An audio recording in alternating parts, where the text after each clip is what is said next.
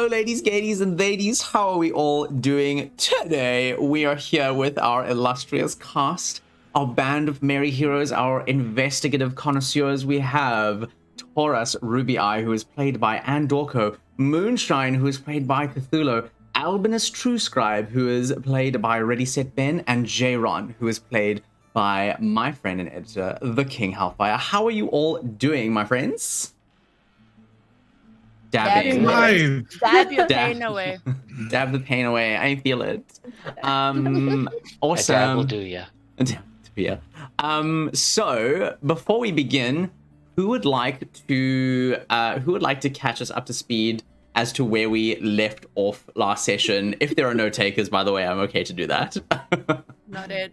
Not it. Oh, okay. It looks like it's me. So let me try and remember. I'm just asking because I don't remember. No, I'm kidding. I do remember. No, I was like, pop out to No, see I like, remember. oh right, yeah. Now I remember. Oh goodness. I see you, Nick. No. Okay, so where we left off is you all came here not yesterday. When did we do it? 2 weeks ago. 2 weeks ago. Wow. You were all here yesterday. Hottest time. What is time? Baby. And, Man-made construct. Yeah.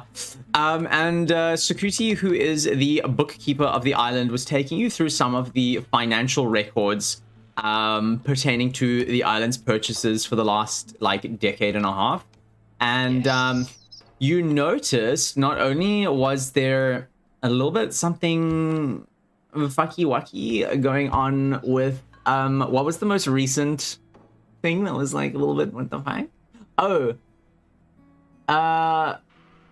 Was it a type of steel? It was the flux. It was the flux. Thank you. Flux. The Yeah, bloody flux that we're trying to trace. Yeah. But you also noticed that around like a week before the murders, the final showdown in the barn with the heroes and the killer, there was a shipment purchase of oil, payment for which, a receipt of which cannot be accounted for, which was really strange. So interesting. Oil, hey? Oil. I got a whole shipment that was never used. Very interesting indeed. All right. So, as you are drinking your hot beverages that was prepared for you by our local, what was the word? The person who worked here? Oh, have I not summoned you all to the board yet? That's my bad. No. Yeah, we're at our That our is camping my bad. Okay. What is the name? I keep on forgetting this word. It's someone who quartermaster. Quartermaster. That one. I always forget the word quartermaster. Okay. After 3 episodes, I remember. Yeah. So you were all given hot beverages to fill your cold tummies by the very studly lumberjack man who has gone off to his husband. And you are here with Sakuti, who has just unfolded the secret to you. And so he looks to you all and says, "What do you suppose this could mean?" Didn't we? I remember there was a plan, or maybe going to the docks or something, or maybe I was thinking it. I don't know. I'm trying to trace or hunt down where these supplies went, because obviously someone has to. Because the the disconnect was between the docks and where it's supposed to go, and never went to where it's supposed to go. So someone stole it. So we have to find where it went. Mm-hmm. So I don't know if we were gonna go punch some people at the docks and say, "Where is she?" I mean, it. So Sakuti looks at you while you're all discussing this and says, "Well, that's a safe place to start, considering that is where it would have last been seen." Let's go punch some people. No, I'm kidding. Let's do it.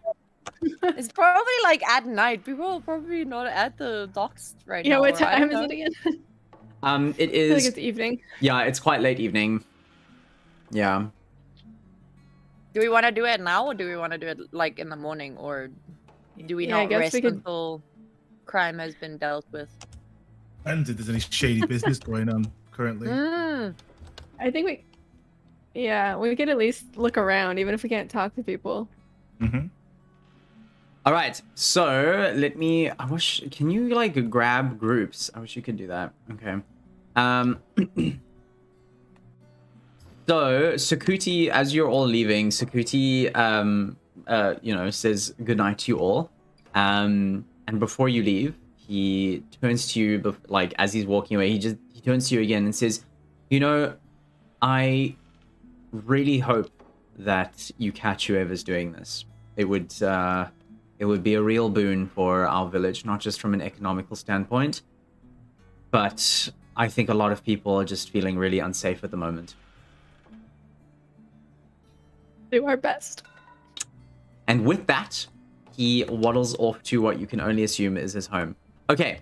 Where in the docks would you all like to go?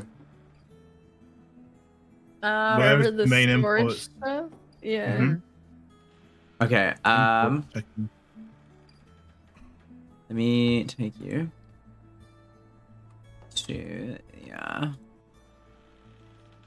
Who is this? Sorry, I'm like moving characters all around the place. Okay, can you all... Sorry, I can't do it individually. I mean, I can, I'm just lazy. Can you bring your characters... Let me quickly summon your camera. Around here, please. Okay. Remember, Watch if me you hold accidentally- shift... Yeah, hold shift and then left click your character, and then that way your character will move through solid objects so that you can like just teleport them there. God, which one's me? Okay, right click. Wait, hold shift. Yeah. I've already lost it. Lost the game. Oh, do you know what? I can actually just bring you here like this. I don't know why I'm not doing it. We're missing Jaron. Jaron, I got you, sir. There we go. Okay, you're all here. Thank you. I was trying to figure out how to do things. Okay, no problem. What? Okay, as you arrive at the dock, you can see the man that you met when you arrived at the port for the first time. He's just busy. You can see him. He's just like rolling up some barrels against the railings of the dock, and he looks at you as you approach, and says, "A bit late for a dockside stroll, don't you think?" We're going ducking. Okay. So he looks at you puzzled and says, I never know with you kids what any of these terminologies mean, but I assume that it's going to be in the way of my work, so if you please mind taking your docking elsewhere. Mm-hmm. Surely. Oh, we all try, like all the PCs are trying not to laugh. It's like, trust me, it won't get in between you and your work. Can we see where you store your goods when they get imported, please? So he looks at you kind of like taken aback and says, on whose authority, may I ask? The councils? Yeah, The councils. So he says, well, you understand I can't simply take your word on it, that the council sent you. Are you with any representatives of the council at present? I look around. Do you see any representatives? No, I do not, which is why I'm afraid I must politely decline your abnormal request to see my... Can I was going to ask to persuade the gentle person. I was gonna try and intimidate. Are we trying I'm to just like- persuade and then intimidate? Oh yeah. Like you First can roll. sweet talk and then, like you be good cop, I be bad cop. It's fine. Will you kindly show me where you store the goods? Roll. You nothing to kindly hide. stop being a dick. Can you roll persuasion? Mm-hmm. I mean, I could also use persuasion, but I want to Hey, intimidate a bit. Yeah. Okay. I came down here to punch people. Okay. Nice. So you rolled an 18. What do you say to him? Please.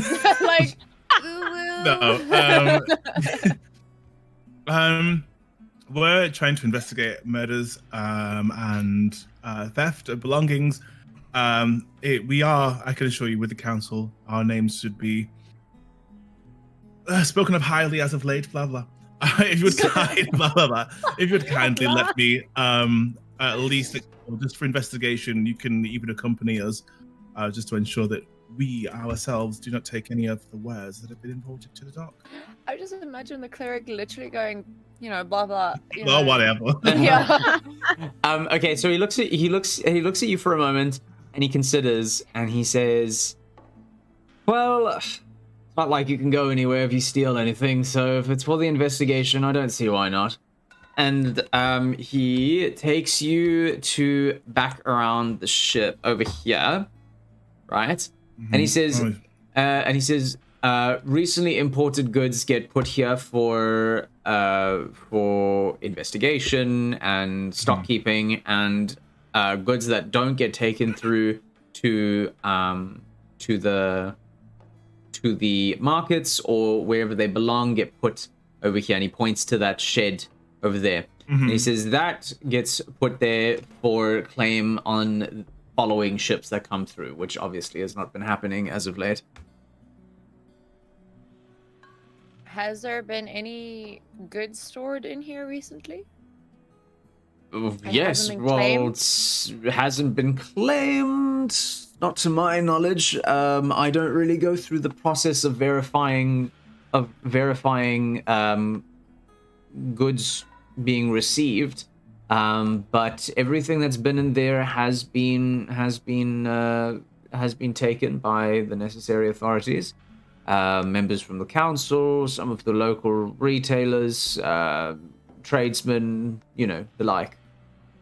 So, just that so I'm aware, the goods are going missing between this point and wherever they're supposed to get to, right? I wouldn't So know they've been anything signed about going for, yeah. missing. Like I said, that's not part of my description, really. I just make sure that they're there, and that's it. Well, things have been going missing, so obviously you're doing a banging job. Well, like I there informed any you doc- previously, it's not my job, so yes, I am. Do we have any documents as to who may have taken? Sorry, when they've been signed in and they're going from here to their destination, who's signed them out? For that, you'd probably want to talk to Miss Miriam Bell, as that's more her sort of thing. That's quite literally her job, in fact. Yeah, so she's on the rub. So we've actually spoken to her. So Mm. the item that we're chasing right now, one of the items is there was a big shipment of oil, and nobody really wanted, nobody used, but it's gone missing. Where's the oil? You'll have to be specific. We get shipments of oil quite regularly. It is very literally how we keep the town alight and warm. Do we? I forgot the specifications of the oil. It was like a whole shipment for construction, like construction oil. Is that a thing? I can't say I know much about construction to verify or deny whether or not that was the intended use for our shipment of oil, I'm afraid. What else was there? It was oil. It was. If you could be more specific of the time, I might be able to help you. That was a couple of weeks ago. Hold on, let me look at my notes. What are Do you want me? those? Okay, as a DM, I'm going to intervene. I'll help you out because you would remember this as a character. The oil shipment that was being referred to in the ledger occurred a week before the tragedy in the barn 15 years ago. So it's not recent at all. Oh, I thought it was recent. No, the recent one No, you're the talking recent about one is was the flux. Oh, right. Okay.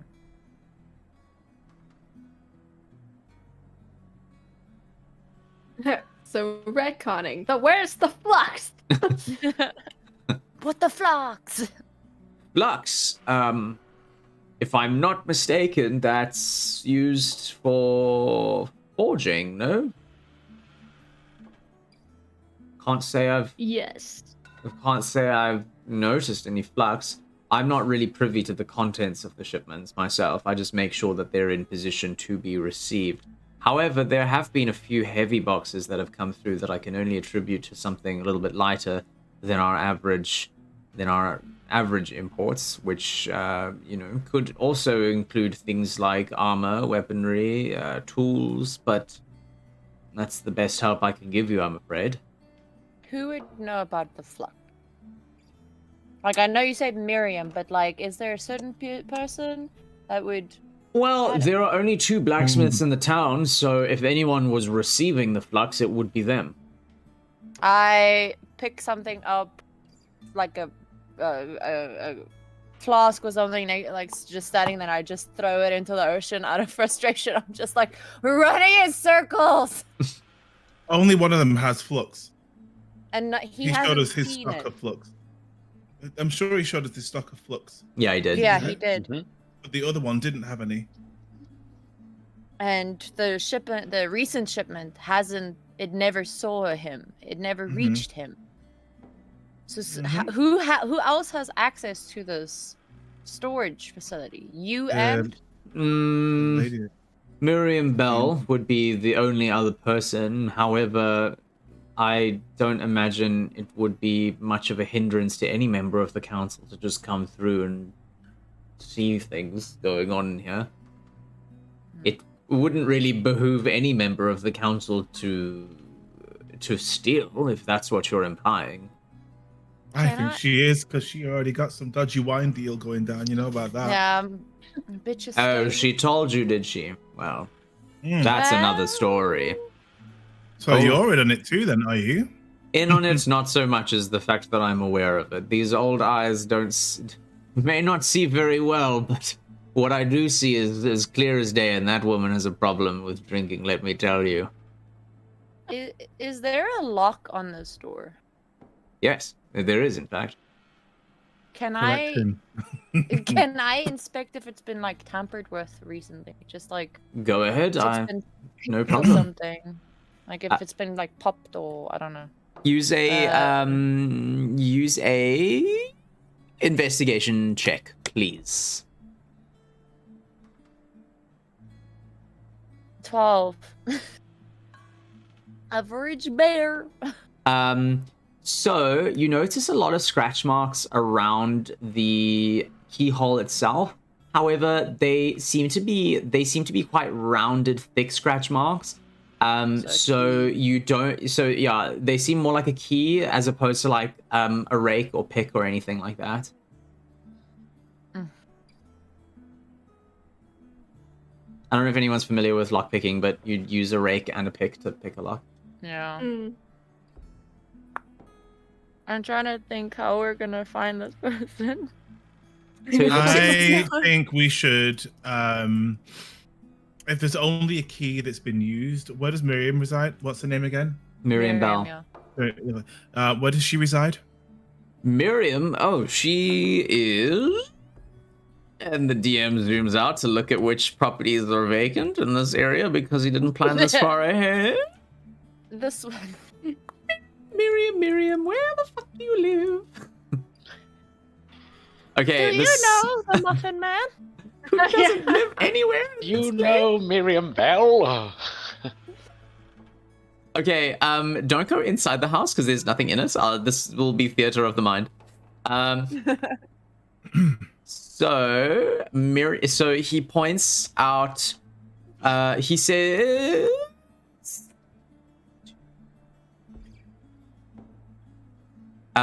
So he says if you go to the council, so go to where the statue is. It is the 5th house on the right. You can't miss it.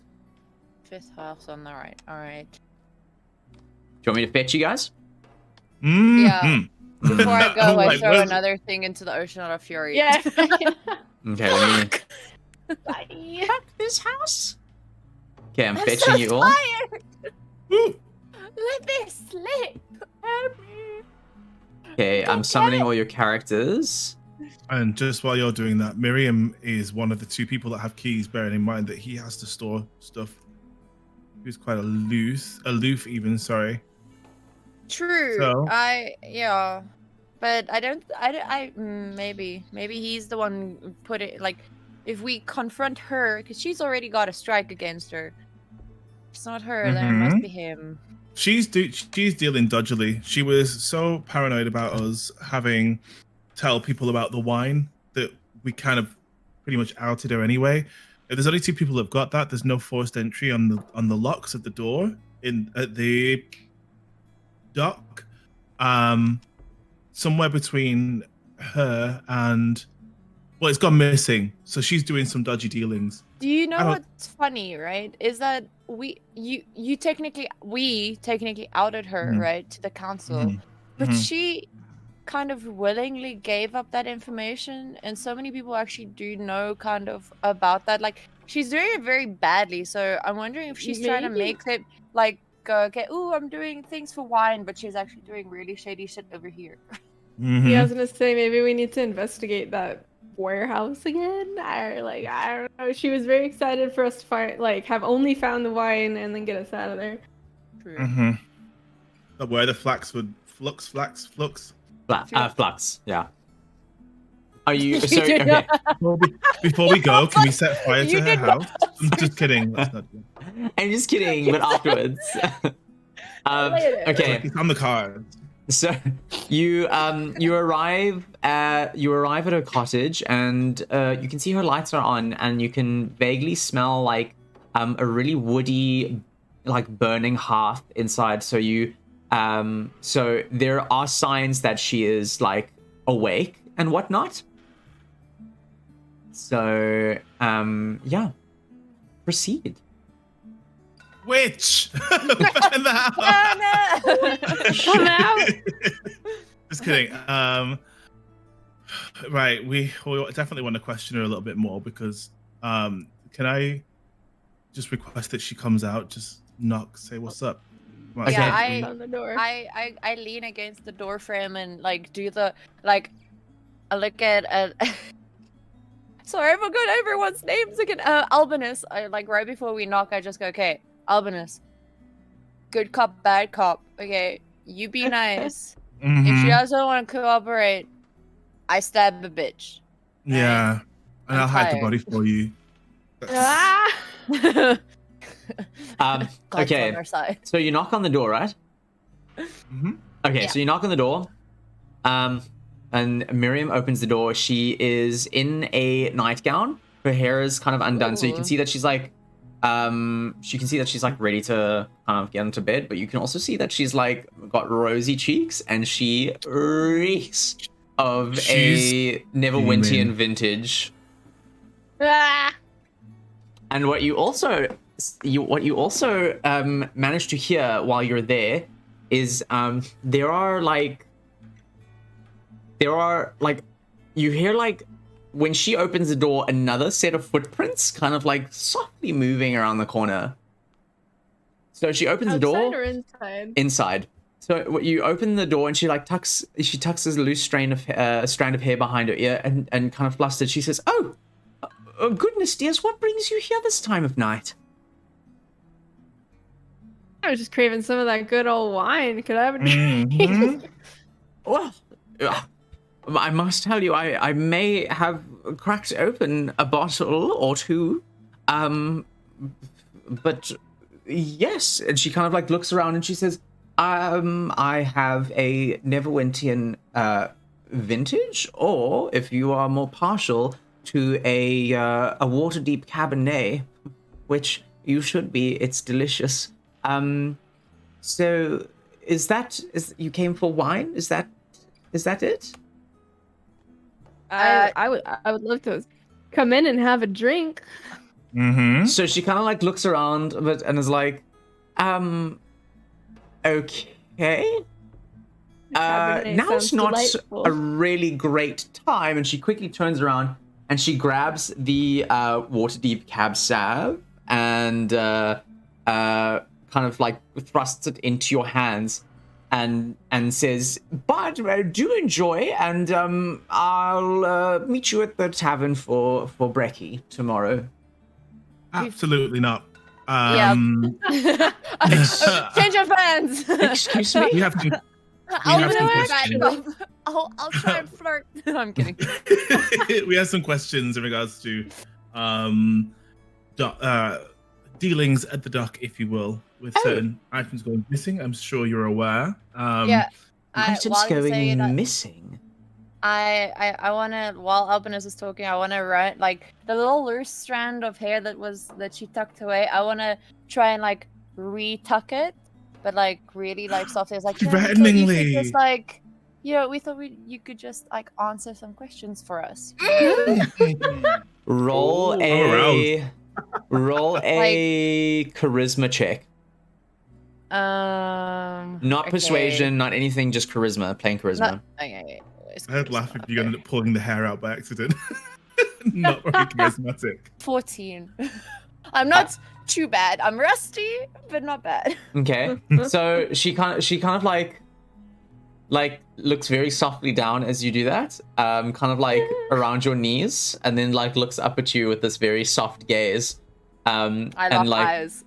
and like you see her like rosy cheeks get a little bit kind of rosier, and then she kind of like pats it down when you're done and says, "Oh, well, if you're here for questions, I don't see why I should be of any hindrance to your investigation. What questions specifically?"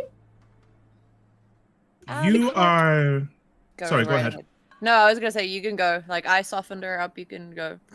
Yeah, well, you're the only person that has access to the storage. One of the only people that have access to the storage. There's been no forced signs of break-in. We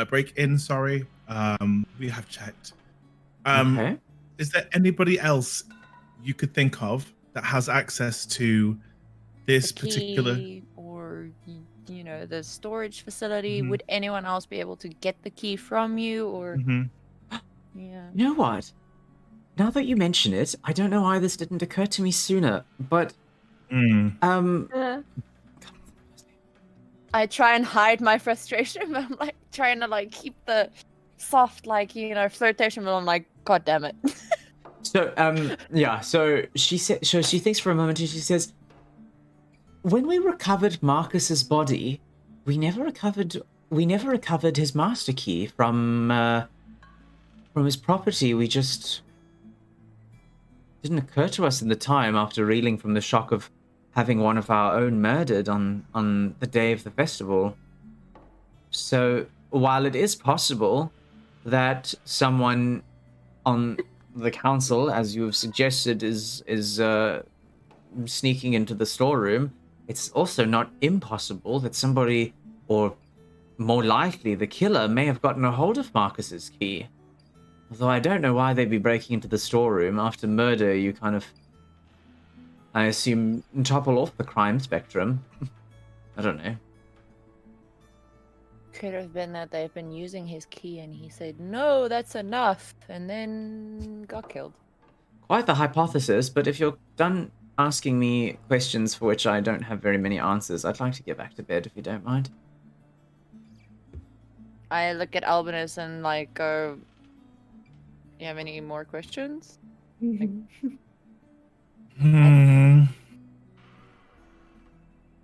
Do we know that there's somebody at her property? We heard the footsteps. That's... We heard it. Yeah. Can we ask Can we ask her about the company that she's got keeping currently? So she blushes deep red, looks you up and down, and for the very first time, you can see like offense in her eyes, and she's like, "You may very well not, actually. And I am quite done entertaining this very peculiar interrogation at the strangest hour, and so I am telling you, less than requesting, that I am leaving. Good night." And she like, not slams, but she like very briskly closes the door on you. I'll yell back at her, "Let me know if you need a third." Oh, you're nasty. So as she like, you can kind of vaguely hear like a man's voice, kind of like, oh, actually no, you know what? Would we recognize the voice? I know. Tell me. Sorry, I wrote this That's in. like a clue. I'm just like kind of like I need to get out of the habit of like throwing random characters, but I actually did write this one down. You can actually hear it. No, you hear a woman's voice, kind of like giggling from the back of the room, kind of, and you hear this like light whisper, like, "Who is that?" Like very barely audible. You recognize the voice to be Maggie's. Looks like Maggie's serving more than soup. He's serving tea for sure. Yeah, someone is. All right, what do you guys do? Sleep. Where does Marcus live, do you think? The guy that died. Cause like, did we ever find out where he lived? Like, do they live near? Is it like a council row? Where... Are you asking me? Yeah, dude. I can't tell you that. Live in like a row. Wait, we have one more question. Where does Marcus live? Fuck. Okay, where are we now? So you just hear like this kind of like shrill, kind of like screech from the room.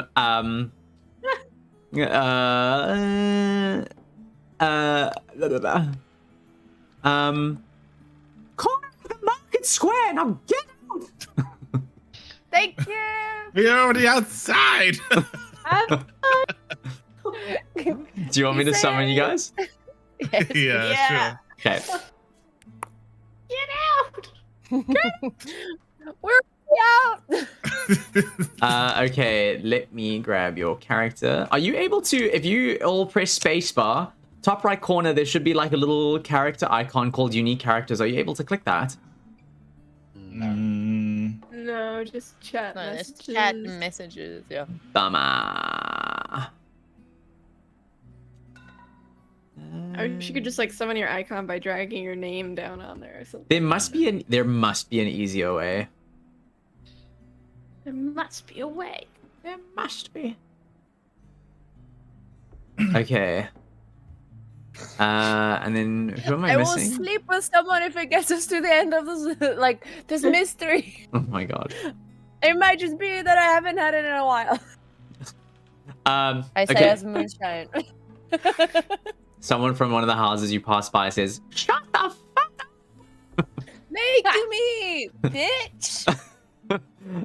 Okay, so you arrive at what you assume to be Marcus's house, and you notice that it is locked and the windows are boarded. Wait. Who has the ability to pick a goddamn lock? I don't think I can. I don't think I have one actually. I mean, you all do. It's a dexterity check, but how effective it is depends on your dexterity. But don't metagame. Don't be like, who's got the highest dexterity? True. No, I was just gonna say, does anyone actually have a kit? Because I've got a disguise kit and a forgery kit. I don't actually have, like on me, unless someone else gives it to me. I'm trying to see. I have a Who's- crowbar. We could just use break that. Bust it open. Nobody lives here anyway. It's fine. The council will pay for it. It's fine. We're on the council's tab now. All right. Can I just whip my crowbar out and crank open the door? Yeah, do a strength check, please. Just a plain strength check. Yeah. Where is that? Here we go. I can click things. Nope, wrong thing. Click the number. There it is. Okay. You jam your crowbar in there and you wrench that door and pry it clean off the hinges. It was You know. yeah. There was a lot of rot on the one side, so you got lucky, but also you're very strong. I kicked the one door slightly just to feel cool. It's like, yeah, I helped. So you open the door and you can actually open the door as your characters if you'd like. You can move around freely, yeah.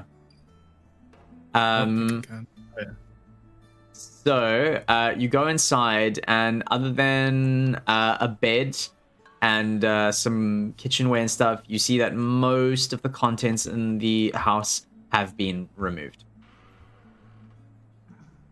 Under the bed. Yeah. Investigate. Let's go yeah. Everything. Roll investigation. Bed, under the bed. Oh, can we all roll one? Or is Yeah, it yeah. Like a... No, you can all roll one, and I'll apply it to the general room. I see nothing. All right, so you don't actually see anything of note. There's nothing that seems out of place or unusual. However, Jayron, you look around and you kind of like drag your hand along the lining of the hearth, and you notice a sort of black powder, but it's not like soot in that when you rub it between your fingers, you get very clear greenish crystals in between, and you recognize it as the same substance that you found on his body during the night of the flux. murder. Yes, precisely. God damn it.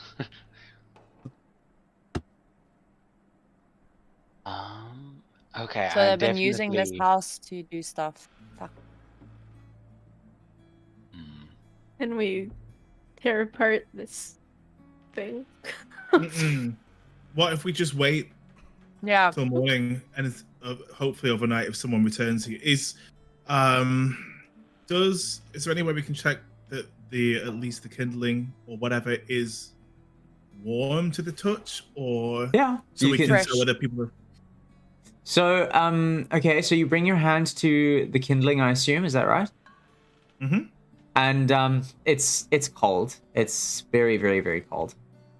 There's no indication that it was recently used. There's a back exit. Can I come to the? Okay, wait.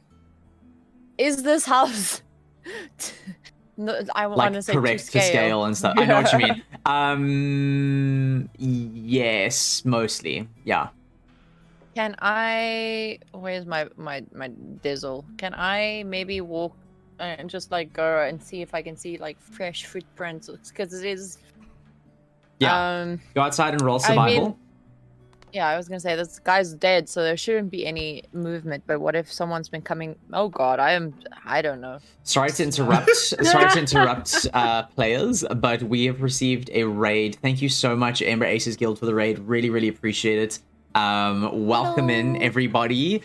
We are currently playing D&D, and I just, as a forewarning, I'm not very engaging with chat while I'm playing D&D, just so you know, we keep the ball rolling and the players don't feel left out. But welcome in, everybody. It is a pleasure to see you all. If you're unfamiliar, my name is Nicholas Van Jay. I'm a variety LGBTQIA+ streamer from South Africa. And with me, we have Andorko, Cthulhu, Ready Set Ben, all three of whom are some of my favorite streamers on this platform. You must definitely go and check them out if you have the chance. And then we also have the King Hellfire, who is my editor and very close friend, and is followed by Lady Gaga on Twitter. I love bragging about that for you. God. Yeah. Welcome in, everybody. Thank you so much for being here. And with that, we will continue, and I hope that you enjoy. All right. Survival check. Okay, you rolled. You look around the snow, and you don't really see anything. There are no fresh footprints, no natural disturbances that would indicate the passing of a person or anything unusual in that area. Heck. Now, like at this point, I wish. Oh, well, higher level clerics. Never mind. I just wish I could like pray to a goddess like please. I just want to let you all know that you are all starting to feel quite exhausted. And what I'm going to do for that is all ability checks are going to be at a disadvantage, and all attack and checks are going to be at a disadvantage and -2, because you're all very, very exhausted. Or at least minus your Constitution modifier. That doesn't make sense. But anyway, you get a penalty, is what I'm saying. Thanks. Yeah, I guess we could call it a night. Mm-hmm. Okay. So I will summon you all to the inn.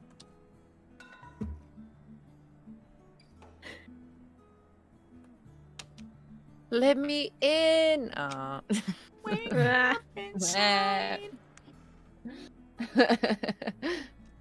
Okay, I've summoned your cameras. Now to summon your characters. La, la, la, la, la.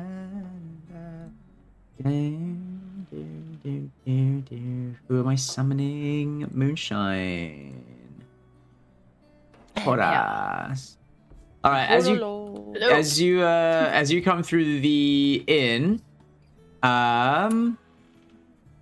Rakanshi comes through and greets you all, and he comes through with a bowl of God knows what, and says, greetings everyone. This is quite a late time for you to be coming through here, no? They are We've had a long feeling day. very defeated right now. Well, I can see that, but my mother always told me that there is no emotional ailment that a good hot cup of broth can't fix. Can I fix you some broth? Odds bless you, you certainly can. Right away, good sir. And with that, he jumps back to the kitchen.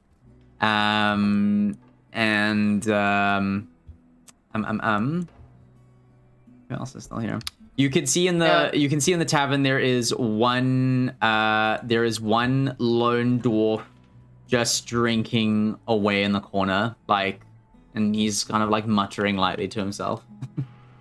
Did we recognize him at all? Not at all. No, you've recognized him from seeing him around during breakfast time, but other than that, no.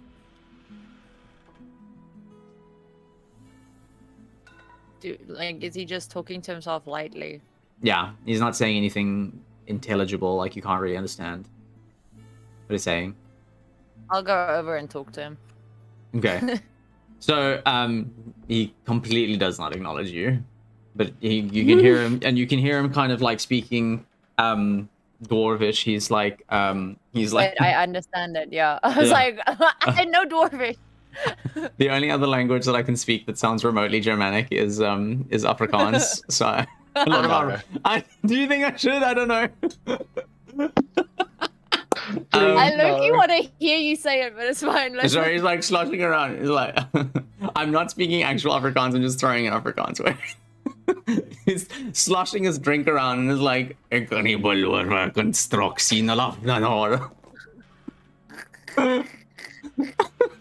little bit of gibberish, a little bit of Afrikaans. I don't know what I'm doing. So he's completely drunk. Yeah, he's wasted. I'm gonna just start asking him random questions of do you know who killed Marcus? Just I'm so tired and at wit's end. I'm do you know who killed him? So he kind of acknowledges you as if for the first time, because it very likely is. As he is incoherent at this point. He reeks of the strongest ale you have ever had the olfactory displeasure of having around you. And a little bit of pee. Yeah, just a little bit, a hint.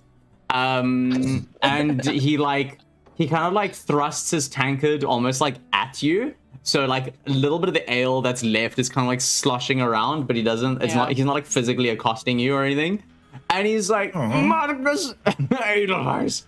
And he's just rattles off into what is surprisingly fast Dwarvish, but just a series of profanities that you understand, but not contextually. And then when he settles down, it's so you didn't like the man, did you? I didn't know him. And then he slams his drink down, and you see his eyes glaze over. Riveting guy. Riveting. He's very drunk. Can I maybe see if I can search his pockets or something to see if not for identity, just roll a sleight of hand. Interest sake. Just interest sake. Fun. Oh Jesus, 5. He probably thinks I'm coming onto him. My God. So he turns around and he says, "Get your mitts off me, woman. I am a married man." And my mistakes, sir. So he suddenly stands up. He like stands up with like this unlikely swiftness in a man so inebriated. Trots off to the bar counter, slams some gold on the table, shouts something about Sorry,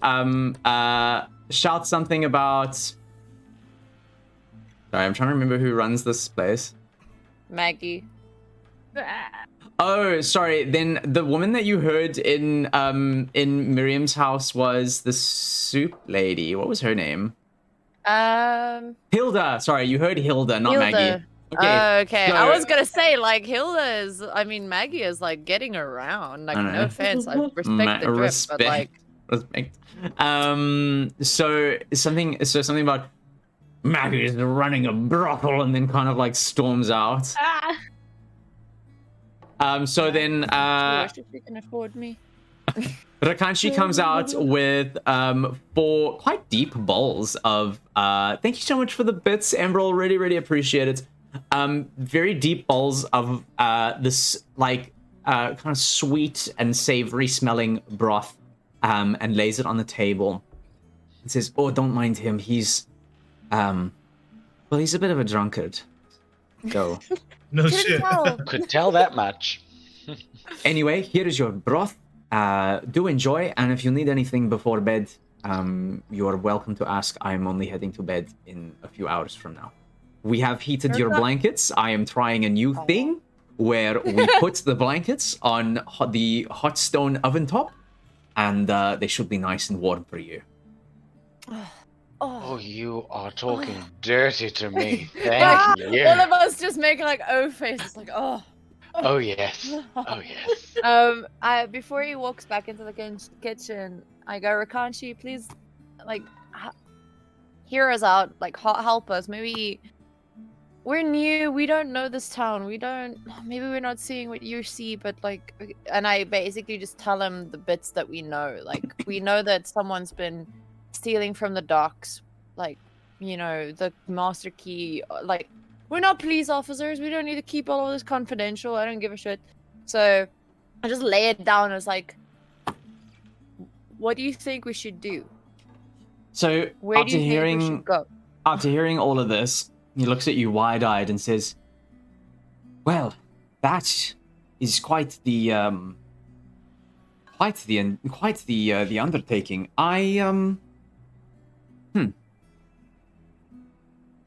Well, it seems like you're at a crossroad as to who is breaking into the storeroom, but you have also encountered what I can only assume to be a necromancer in the local vicinity, because as far as I'm aware, necromantic magic has a range dependent on the power of the spellcaster, and if the spellcaster was more powerful, you would all be dead. So it's safe to assume that they are nearby, as we are the only village or town around for quite some distance.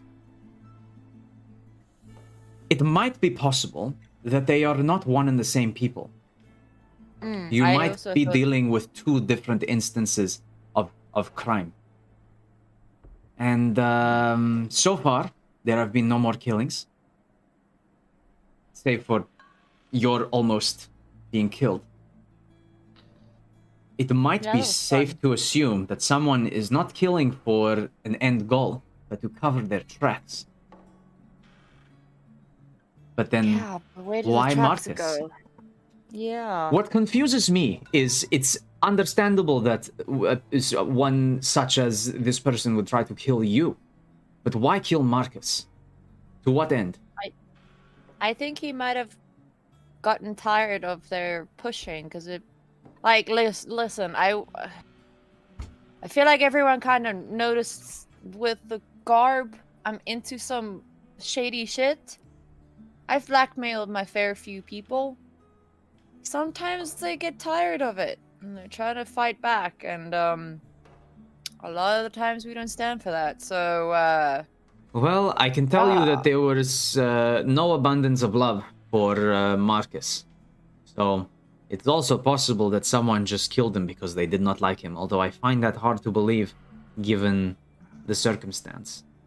It might also be possible that someone was using the event of the celebration to cover up an ulterior motive by implying that it had something to do with the festival itself. No, However, seems like unlikely. it could just be that it happened. Like they murdered him. There was a festival. Dump the body. Make it seem religious, or occasion like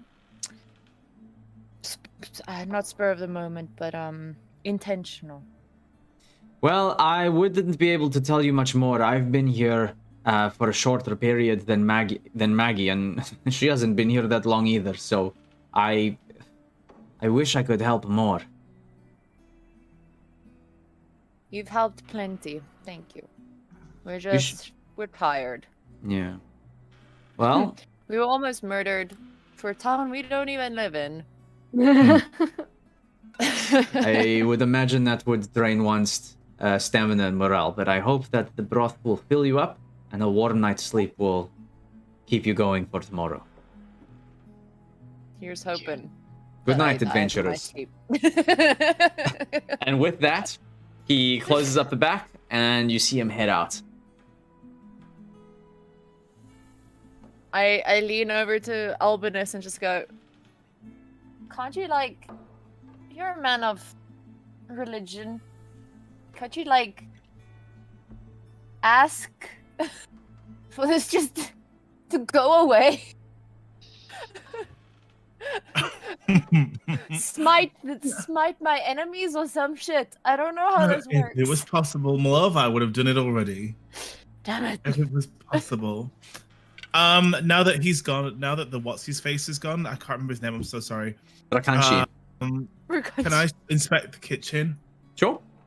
I wanted to call him I just want to have a look around the kiln area and whatnot, and just in any sort of place, because he did lock it though, hey? That kitchen area. Well, they were having... Oh, no, it wasn't here that they were having break-it. Yeah, it was. Yeah, they were having break-ins. So people are stealing stuff from here, though, so... Is there or was there any damage left over from the window? Because you can gain access from the window. We stopped somebody from getting in, but it doesn't mean to say now that we've caught that person, we can't get in. So, okay, do you go to the window to see? Yes, please. All right. You, hang on a second. Flip, please.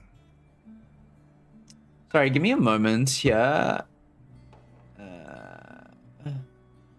So you go to the window and you notice that it actually is still got the grate. So you can put your hand through, but you can't actually get in. Okay. Yeah. I would like a feel around then just to see if there's anything within grasp. Okay. So you look around. Oh, Jayron. Before I continue, you have been working on a spell for while you've been here as part of your academic studies, that you've been trying around but have never felt super confident with. It's called Catapult. Sorry? Oh, yes, my catapult spell. Yes. Not Catapult. No, I meant the other one.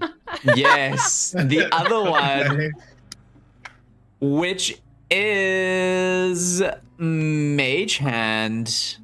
Ooh. That's a good one. Not I knew jazz that. hand, but I maybe. was testing you guys. See if you were Okay. paying attention to my backstory. Yep. You've been tinkering around with a spell called that's called Mage Hand. It summons this ethereal astral hand that can do your bidding. It can, well, you can read through it. So just refresh your page and it'll be there. Okay, roll an investigation there, Albinus.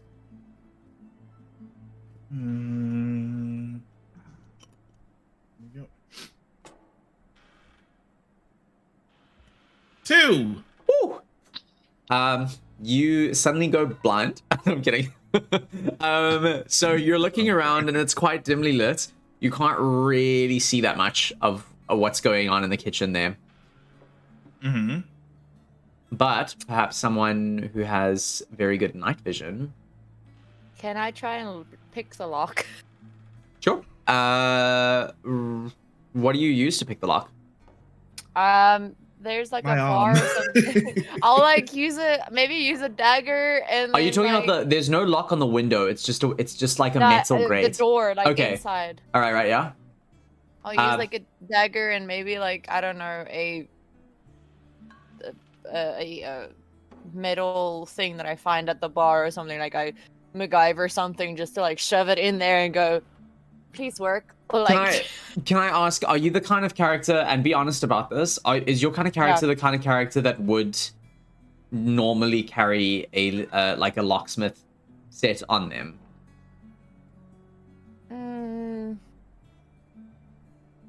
She does do shady shit, but I don't know. Yeah, if that's she what would I'm wondering.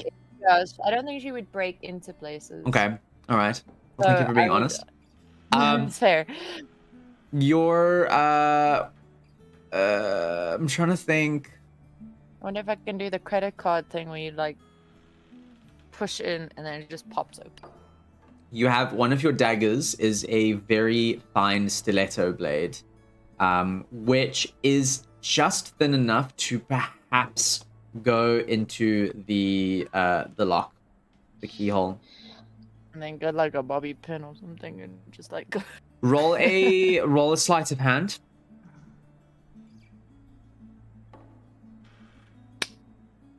21. Oh.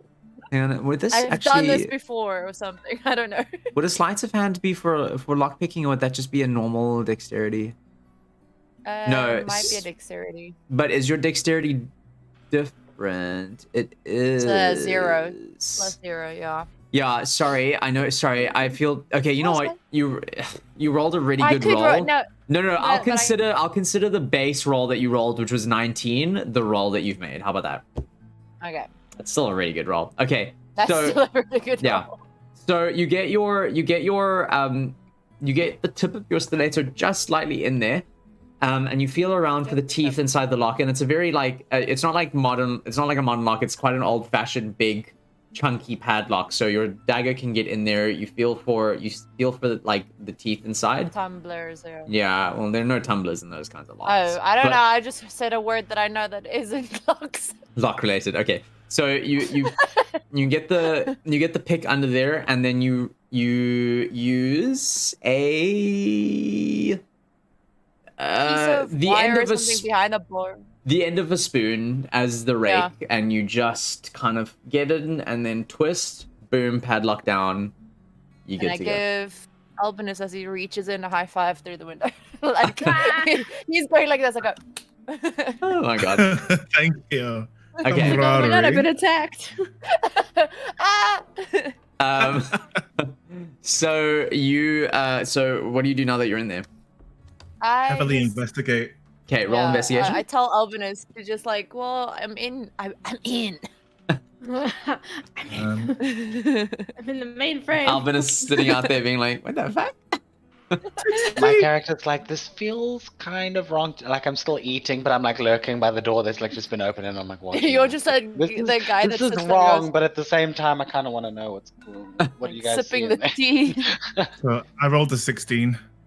Okay, so while There has to be something worth stealing from here, so I want to know what it was that they are stealing, or why. So you notice the normal things, some cutlery, some crockery, and the kiln? Kaylin, Aluin, thank you so much for being here. I really appreciate it, and your raid was most welcome. And sorry, I just wanted to take this moment to interrupt. We also got some gifted subs from Emberell. Really appreciate that. Thank you so much. It's very, very generous of you. So okay, you're looking over. You see the general like kitchenware. You look over at the kiln, and you investigate. I assume you investigate for flux powder. Yeah. Mm-hmm. Nothing of that to note. Nothing of that sort. Although, Taurus, while you're in there, something does strike you as odd. There is a It's me with my arm through the window. who the fuck is this? No. So while you're looking around, you you notice that there are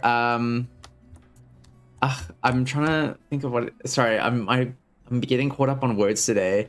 That God, what's it called? It's like a fork. Spork. No. Literally was gonna say. I can't, okay. like, what are It's they calling for? it's like a very kind of medieval.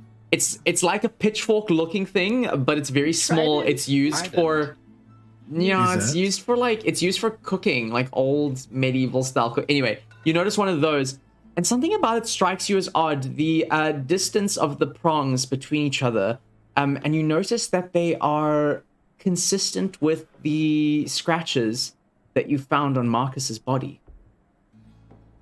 Bitch, I said From the moment we met that blue guy, I was like, listen, he's sus, suspicious, Kind of a always bitch. willing to help, always out of sight. Well, always, can I get some food? Oh, I'm the lovely one. No, I didn't trust that fool. I was To looking be in fair, here for facts. I didn't expect him from You the start. haven't trusted a single fool we've met. I listen. It's That's best to be suspicious about everybody than nobody at all. I don't trust him. I was looking for flax in this room. He's being overly kind.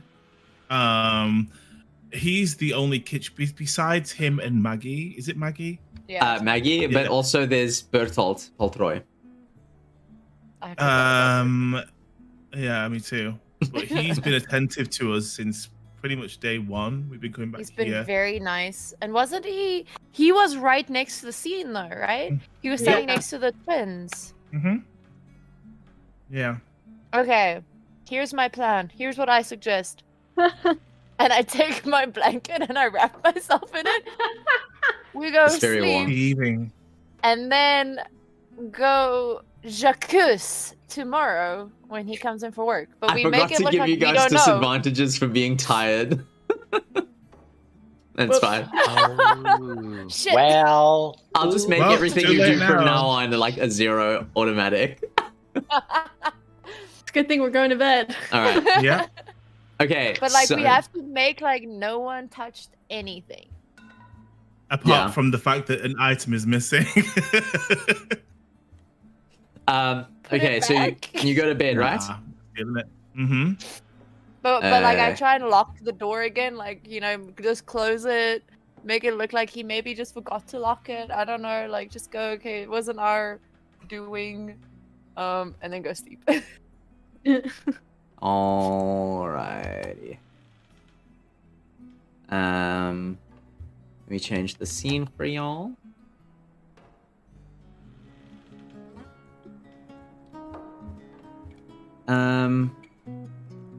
Okay. Do you mind all turning off your torches, by the way? Just right click on your characters and do that. Alright, so you wake up.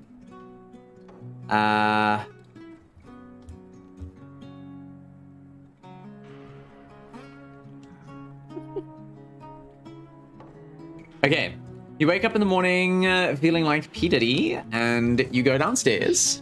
And you can kind of... Hang on, let me just change some of the ambience noise here.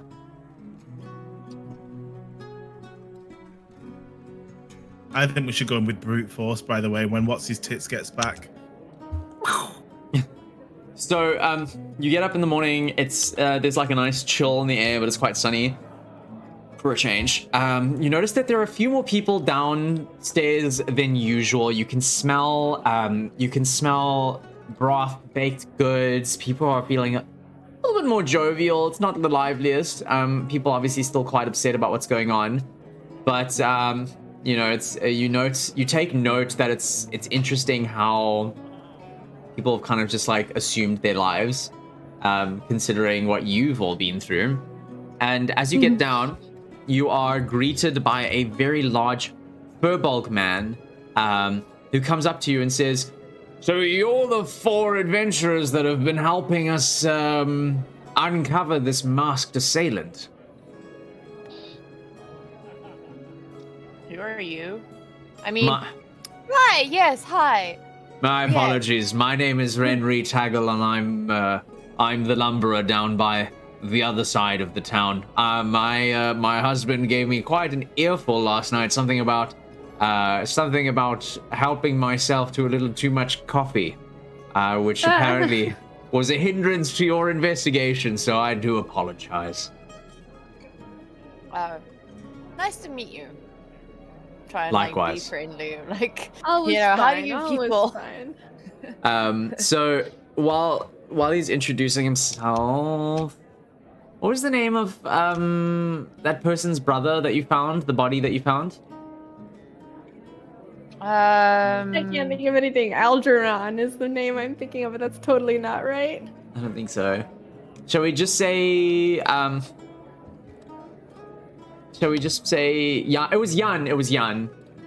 Jan. Yeah. So he looks at Yeah. you and kind of like a little bit more somber says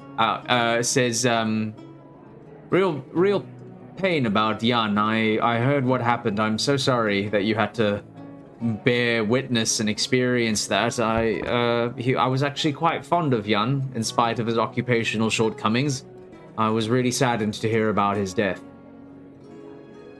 Bless you. Are you talking to me or Jason? Jason. Okay. I just see you go. Sorry. Sorry. I was staring so hard at Tailspire, I just heard, I was like, all right, we're blessing this man. Bless you. Oh, Lord. Taurus is like, damn, Moonshine is suddenly friendly. While he's talking, can I see if God, Rafiki is the only word that comes to mind. Rakanshi. Rakanshi. I have Yeah. to write that down. Rakanshi. Is he in work? Is he working today? Like, can I see him? So Like, in you and out? kind of like briefly peer through the door and you can see him like cooking at the back and pouring ale Alright. and drinks and stuff. He notices you, by the way, while you're looking, and he gives you a smile and a wave. I just go. Like, I don't know what to do, guys. Sorry, what did the Furbolg say? He said something about. He was just offering his what if- condolences about your experience with Jan. But you also remember Jan also worked at the lumber mill as well, hey? I remember, yeah. And yeah, Jan was the one that we found inside the house, right? The one Yeah. with the ghoul. Yeah. Yeah.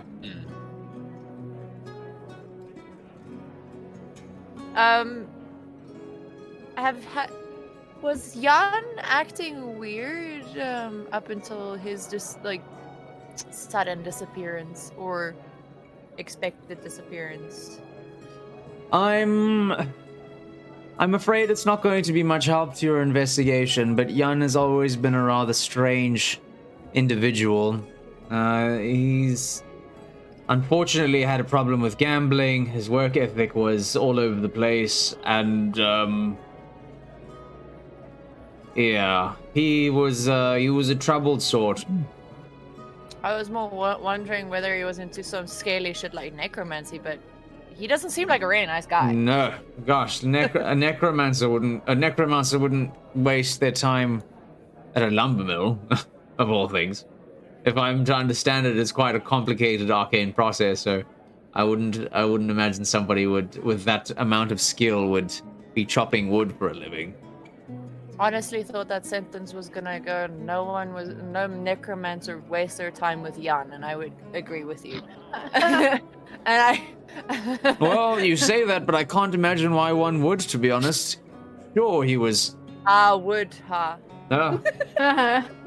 Sure, he was he was an odd fellow, and he did have a number of gambling debts, but I can't imagine anyone would go out of their way to murder him in such a grisly manner.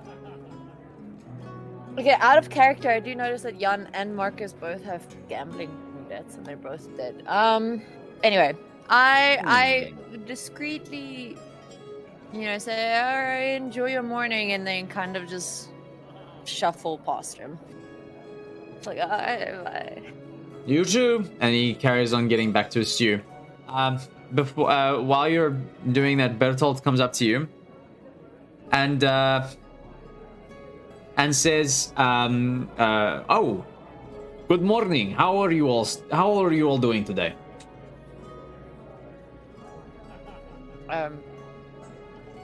Well, I'm not tired anymore. A little Well, bit achy. That is good. It's a very low bar that I'm trying to set here. Really Are you is. making progress with your investigation? Nope. No. Well, that is quite Taurus is about to be unfortunate. like, yes, and then it's like, oh wait, I mean, no. I passed the dockmaster on my way home last night from work, and he said that he had an interaction with the four of you. Is there anything that I can help with? There was something about oil and flux, and didn't really get a lot. How much can I do an insight check? Is he being sincere, or is he trying to get some info out of us? Like, Roll I don't insight? trust him. I don't trust a bitch now. Welcome to the club. Oh my god. We know. I thought that was a 1. Okay. My understanding is that we know now that someone who has access to this kitchen is probably who stabbed Marcus, right? Yeah. Mm-hmm. I was gonna say, are you telling him that? Then I realized you're saying it as Anne. I was like, Out of character, sorry. One of you stabbed someone. We know. murder nerd. So I just wanted to make sure that I understood where we're at before we move forward. So, Moonshine, you are looking at him as he's offering to help. You don't notice any micro communications that would indicate he's nervous, or and it's not particularly suggestive in any way. All right, Yeah, I'm blown but away it's by hard. his eyes. It's hard to tell. Is that because of your insight? Yeah, I didn't you- eat, so I didn't really see. Can I roll an insight check? Did you say you're blown away by his thighs? Because that's what I heard. I was gonna say my- eyes, but I mean both. I still think it's the other guy, but can I roll an insight check as well? I sort of glance over just to get your feel for it, to see. You seem unsure, so I would like to do that one. If So, that's yeah. okay. Yeah, I would just tell him like the vague stuff, but Albinus can definitely check him as I speak to see. Like, I'll just tell him, we're currently investigating many leads. Like the standard cop response of like, we've investigated a few leads. One of them led us to the storage unit where some items have gone missing. So far, nothing has turned up. Well. Cop will answer. That is quite the saga. I can't, having listened to all of this, I can't imagine that there is any way that I could help you. But I will keep my ears and my eyes to the ground in case anything helpful turns up. By the way, How did you know the murderer had ears? I'm just kidding. Oh my god. By the way, have either of you seen Maggie? She didn't come into work this morning.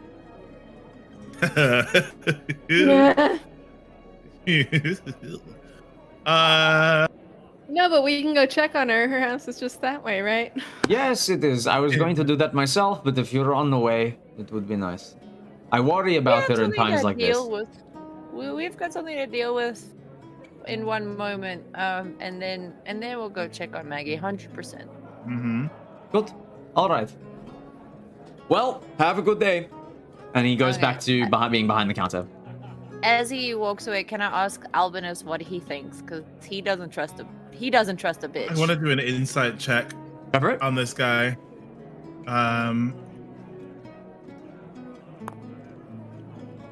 Like if someone doesn't trust 24. someone else. Oh my So- god! So I can see his soul. So while you're listening to him,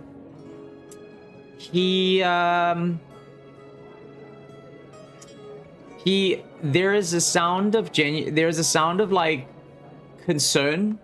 You can like detect a concern in his voice. He was quite like, he seemed normal until he brought up Maggie. And when I say normal, like nothing that would indicate an ulterior motive or deception or anything like that. But then when he brought up Maggie, he seemed almost like panicked in a way. Like what? Panicked. Like Oh, panicked. she Yeah. left him on red and never responded, kind of. But like was trying to hide it. Okay.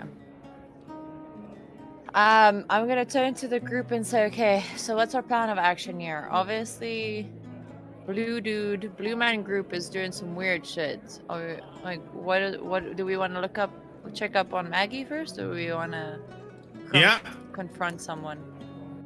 Well, Blue Dude, I want to see how she's feeling this morning because they got drunk on wine last night. We should catch them. Remember, that wasn't Maggie. That was Hilda. Yeah. Never mind then. Should we go for Blue Group? Blue Dude. Blue Man Group, sure. Wait, who are you talking about? Are you talking about Rakanshi? Yeah. Are you going to him now? He's in the kitchen. Yeah, I was just asking if we were gonna go check out Maggie first or Kanchi, and we're gonna go talk. Just casually stroll in there, maybe block all the exits. Okay. So you go in there. You can see Rakanshi. He's busy in the back, just doing some dishes. Hello, friends. What can I do for you? Some splaining to do. Excuse me? And I just kind of like push Albinus forward. Like, Okay, so I don't even know where to start. I don't even know where to Albinus, start if there's something you need to ask me, you must just ask me. Rakanshi, why did you kill Marcus? And I just blurted out. Suddenly the whole tavern goes really quiet. And Rakanshi like looks at you and he says, "On what grounds do you suspect me of murdering Marcus?" And I nudge Albinus again. Okay, so the reason that we're asking if you had murdered Marcus is one of the very few people that have access to the tools that have the the matching of the injuries that Marcus had, the tools used we found in your possession. Because folk police, we literally broke in. we can see that was the tool that would have been the right size for a murder, and you were the first at the scene. Well, I was not the first at the scene. There was a woman who screamed. You were Congratulations. right there, though. Yeah. I don't understand. What tool are you talking about? Present the tool. Unfurl the tool. So you notice it is in the corner of the. Oh, did you take it? I think Yeah, we wrapped it Okay. up and So you show. He says, I was looking for that. I needed to make some dough, but are you sure that is the tool that was used to kill Marcus? And if so, why do you suspect me? I'm not the only one who uses the kitchen. You're the only one that. It's either you or Maggie, right? There's only the two of you that really mainly use this quarter, isn't it? And so he kind of like nods off around the side of the door and says, "Well, Bertolt, sorry to do this, but you're also someone who uses the kitchen. I am as much a suspect as you or Maggie." You can see like Moonshine's face going like, "God, what did I do?" Look, friends, like, that's so awkward. I appreciate the earnest attempt to get to the bottom of this, but you're going to need more than a similar tool that is consistent with the victim's injuries to incriminate someone, especially someone who is not the only person who works in the kitchen. I'm gonna. So he looks at it, he I'm says, gonna- wait, whoa, one moment. Can I see that for a second? And he reaches out his hand. Stab him with it. Wait, that's to be stabbed. Do you hand it to him? Just a second. Did it look like this? Is this consistent? Ben, do you give it to him? No. Not yet. Can we? So while you're pausing, Which sorry, while you're pausing, he says, if I am the murderer, I'm not going to kill you in front of a dozen patrons and my boss. He kind of like laughs, like he's like, this is ridiculous. I'm trying to look at it because that is the very same time that went missing the night of the first break-in, and now it's somehow in your possession. I'm not accusing you of. I'm not accusing you of stealing it. It was gone before you even arrived in the island. I'm just curious as to where you found it. I mean, someone brought it Objection. back. Accusations. Listen, it's so the only person that could have had this would have been him because he was the first there, and it was suddenly back here because we didn't come here. First of all, we came straight from the docks. So, but he doesn't know that. But we came straight from the docks. We only met him immediately after. But we only met him when we came here for the first time after we've already seen the body and everything. So I don't think anybody could have. This is just out of character. I don't think anybody could have stolen it from. Well, obviously not our group. Are you saying this out loud? Yeah. Well, no. Well, yeah. We can give him our story. We can tell him. So that while you're we saying arrived this, he straight looks at you and he says, "But the very first night you were here, someone tried to steal. We assumed, but what if he was putting it back?" You mean the hobo that we stopped? Yes. Did anyone ever question him? Where is he now? I just assumed as much as you did that he was a common criminal, but you know, if there is a correlation between the time it went missing, the time of the return, and the murder in between, I'm just saying that's a coincidence that I don't want to overlook. So out of character, just so that I can understand the spacing. So the window is like over here, right? Yeah. How far would the window be from where the utensils are kept? Like, it's not right next to the window, right? Not close enough to like reach for it. Not close enough to reach for it, but close enough to like toss it. You know what I mean? True. So how would that? Yeah, How would the thief have got that out? Yeah, that's why I was like, would I believe this guy is mumbo jumbo? So. Were there multiple days between when that? I don't know. I've lost track of the passage of There's time. been, How it's much been 2 days. since the break-in? So for 2 days, this tool sat in here, and they didn't see it. See if that's the story. Like if the so-called thief tossed it back in. It's been in here for 2 days unnoticed. That seems unlikely. You did find it. You did find it though. It was so you see where the barrels are over here. It was kind of like it was kind of like by the side where the chest is and the barrels. So it's not impossible, but it is, you know, that would be something that would strike your character as strange, that it went unnoticed. How would he get it in the first place as well? So I want to like softly like take a step towards him and kind of like soften my demeanor and go, listen, Rakanchi, we laid down everything in front of you last night.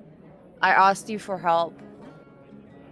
Could you think of any reason why Bertold or Maggie would use this weapon? Like, I'm trying to like see what his motivations would be, like who he's gonna throw under the bus. So perhaps. he looks at Bertolt, and he kind of like shakes his head, and he's like, you can see he's very flustered. He says, "No, I couldn't think of any reason that they would that they would have killed Marcus, and least of all with a weapon they use in their own kitchens. It just doesn't make sense.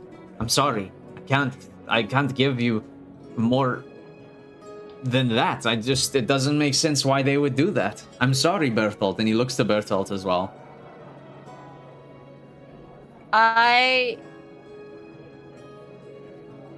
Insight check. Oh, you No can. shit. Yeah, you can do an inside check. I'll do my action. Sorry. afterwards. Roll. No, fair. Okay, rolling now. 24. Jeez. Another one. Damn. I'm inside. Another one. Okay, me, so Jean Grey. you can tell that he's very emotionally distressed. And there Ready? is No. there's a hint of anger and frustration. But also like he's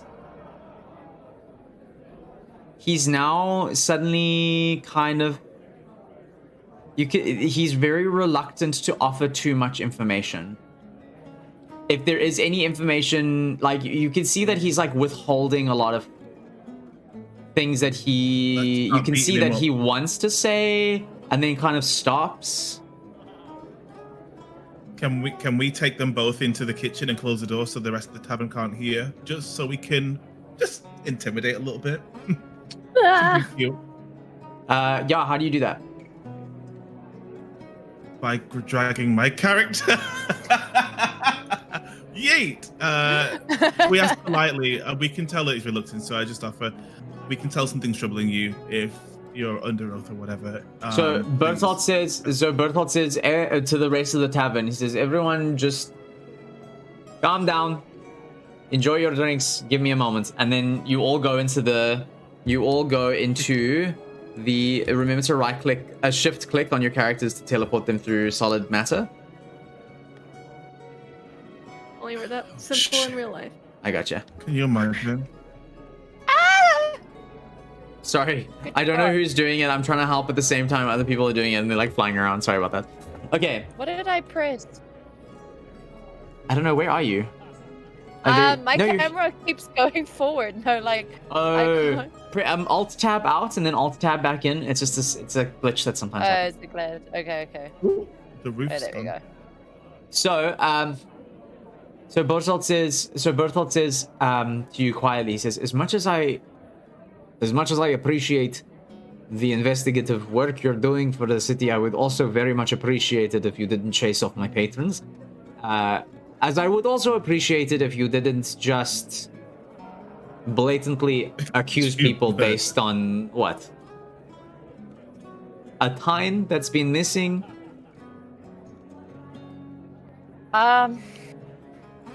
Our hospitality is not without limits. To be fair, that tactic did see results, so. What results? What is it that you are looking for? What do you think we are hiding? I know you think that one of us has killed Marcus, but you have yet to ascertain as to who that might be, and I can tell you for nothing it's not me, and I very much doubt it's Rakanshi, and I couldn't imagine in a million years that it would be Maggie. She would barely hurt a fly, let alone a human being. We need to intimidate them. We're gonna Because- be sleeping in the streets tonight. No, we're not, because Marcus's place is empty. We broke into that.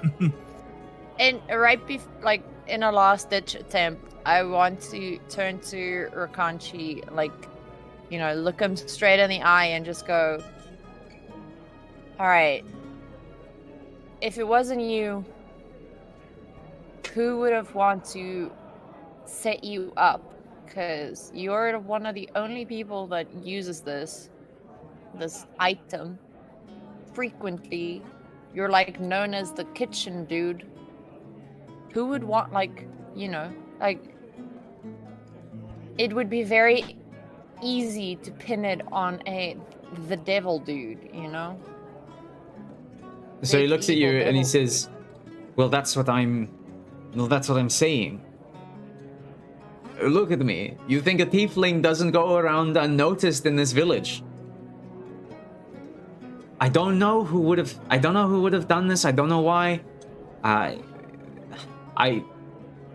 I were you, my bet would be to maybe speak to the person you caught breaking in the first night that you were here.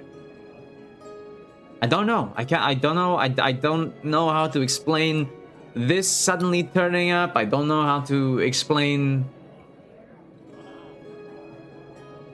I don't know how to explain it. I'm sorry. I'm sorry too. Like, I try and actually like be sincere with the whole. So okay. I did accuse the man of murder. So he looks at you. He says, "I understand, but you know, I can't help you with information I don't have. But I understand that you want to get to the bottom of this. But you must understand that we all do.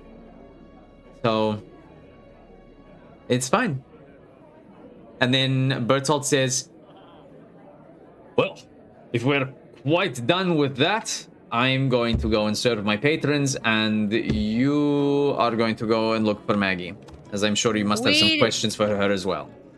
We're not done. We've spoken to Rukanchi. We haven't spoken to you, sir. Well, what must I tell you that's any different?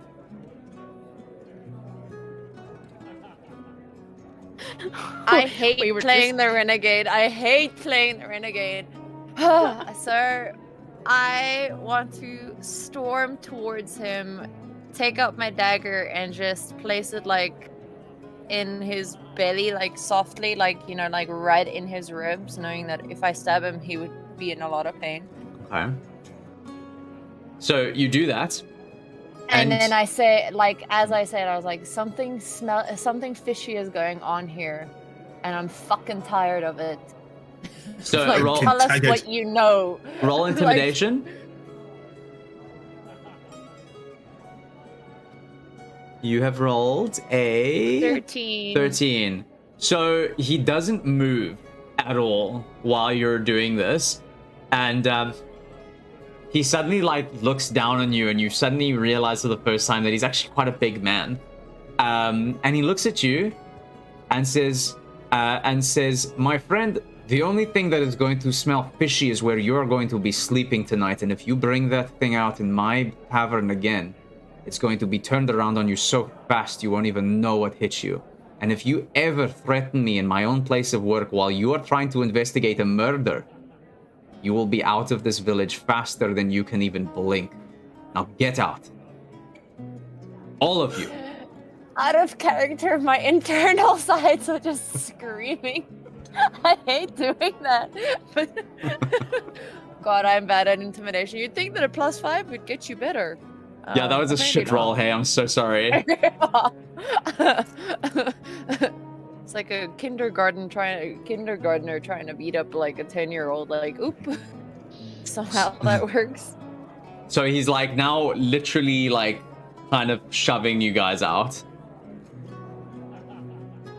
Yes, we'll go check on Maggie now. At least we know of a house that's free. Yeah, well, open. so when he hears you say that, he says, "Oh yes, be sure not to stab her in the fucking rib cage," and then he slams the door on you. That's a bit specific. Considering. Well, that's what Moonshine was just gonna do to him now. I want to think of something he's quickly, different when but I he's can't done. think of anything. It's like, I'm just like, oh god. All right, let's go check up on Maggie, I guess. Okay. So, please. So, okay, Maggie's house. Can you guys see my lantern? So, okay, follow the light on the map. Yeah. Okay. Yeah. Okay, let me shift click. Okay. Shift. Okay. So while you're there, what do you get there? What do you do? There's no noise coming from inside. Icons at the same time. I can't grab my. Yeah, just knock first. Yeah, we'll knock first. You knock? Maggie. Okay, there's no answer. After like a few seconds, say 5, 10 seconds, there's no answer. Is the door locked? You try the door, and it is not locked. Sorry, it is I was locked. It is about locked. It is Taurus. locked. Crowbar. But can I interrupt for a second? We have a raid from Suspicious Haggis. Thank you so much for the raid. Really, really appreciate it. Welcome in, everybody. My name is Nicholas Fanjay. I'm a variety LGBTQI plus streamer from South Africa. And with me, I have Anne Dorco, Cthulhu, and Ready Set Ben, who are all incredible, lovely, lovely streamers. And I also have my friend and editor, the King Hellfire, who's on Twitter. And King, do you want to guess what I'm going to say about your Twitter account?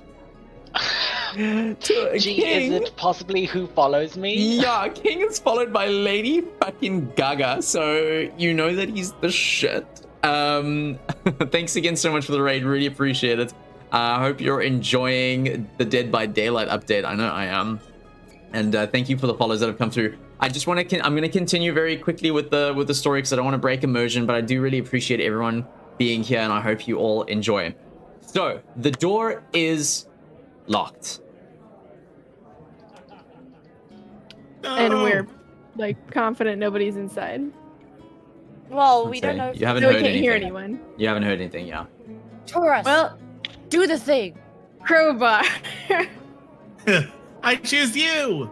So, Crowbar.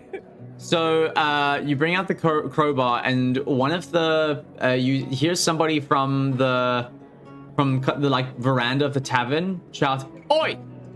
What are you four doing over there by Maggie's house?" Maggie's in Looking danger. for Maggie.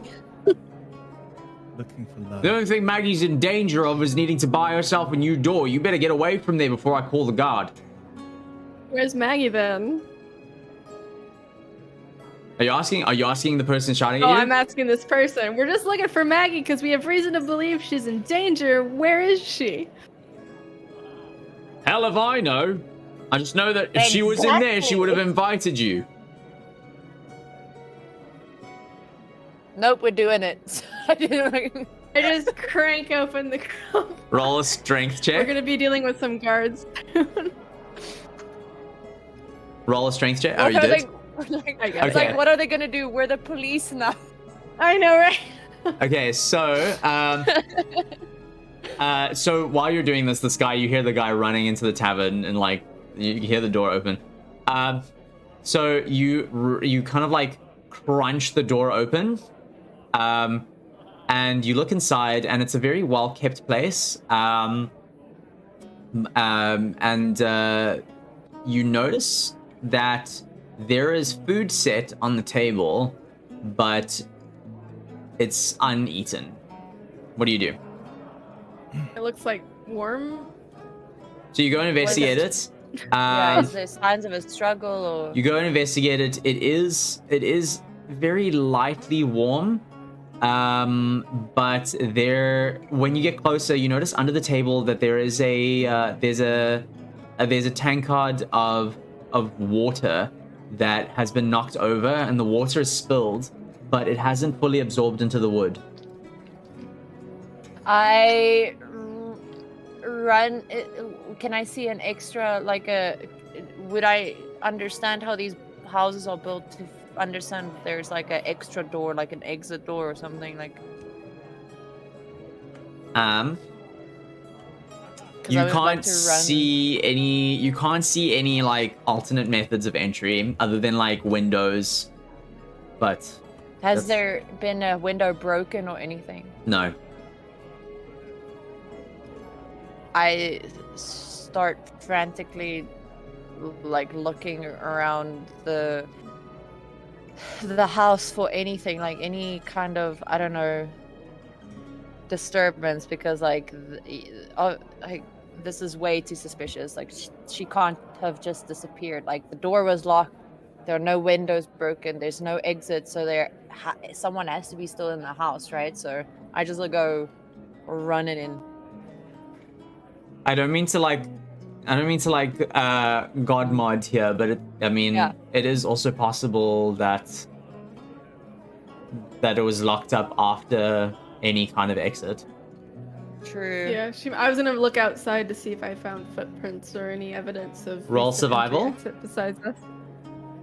I feel like I would still do that because, like, you know, we found dead bodies inside houses, and Right. you know. So you notice that outside of the door, there is a track of footprints that you can only assume are Maggie's.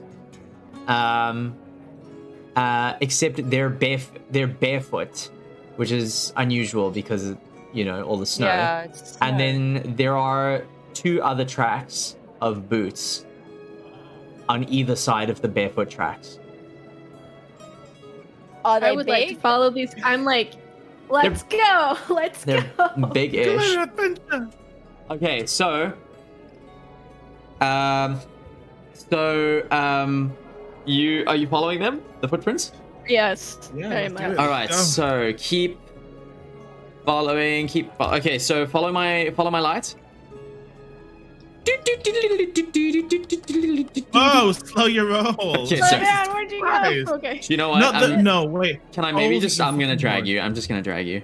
I'm not gonna drag. I'm gonna drag your camera and then put your Oh, I can move myself. It's okay.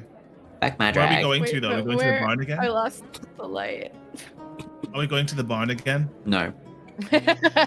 Oh. So you managed to That find. sounds You like managed. a punishment, like. Oh. to learn again. Okay. I've dragged. Throw me Okay. somewhere. Let me Am I in the get. bushes? Let me get your characters. Okay, so nobody. Oh, you're all here. Okay, great. Right.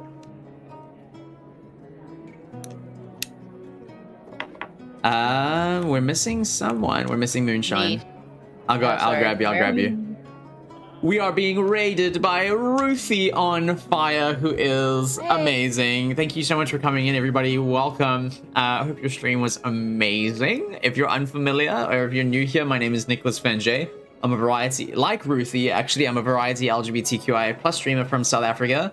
Thank you so much, Ruthie. I really appreciate it. Welcome in, everybody. I just want to let you know that we are in a state of complete immersion. So I want to welcome you all, but I also want to make sure that my players don't break their immersion for too long. So I'm going to continue with the story, which I hope you enjoy. And again, thank you so much for being here. I really, really appreciate it. All right, so the tracks have led you like around this far. And you are struggling to keep following them. Please roll a survival check again, Toras. If you're still following them, obviously. Good. Oh, it's okay. It's not great. Oh. Okay, so you don't see any more footprints, but you do see where you see a little bit further north. There is a piece of cloth that's been caught on the branch of one of the brambles out near the pines. I will go to it. You investigate it, and it's a kind of like a fur, but it's not fur from an animal because the underside of the fur has been cured, so it's like a cloak. So it's like a cloak kind of thing. So you investigate, and you notice this hooked piece of material on the bramble, and given its kind of like trajectory from the last footprint you could really discern in the snow, it's north. North.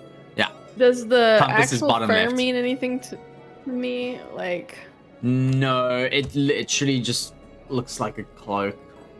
Piece of cloak. cool. Well, I guess we can just follow that northish and look for more, like, clues along the way in hopes that that leads us somewhere, I guess. Yeah. I don't know. Okay, how are you proceeding? Like, what's the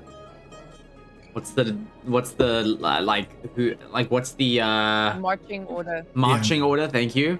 And like, Where? are you like? Something through the bush. I had to do it. Oh my god. Is this like a kind of like expedited movement? Are you trying to get there quickly, quietly?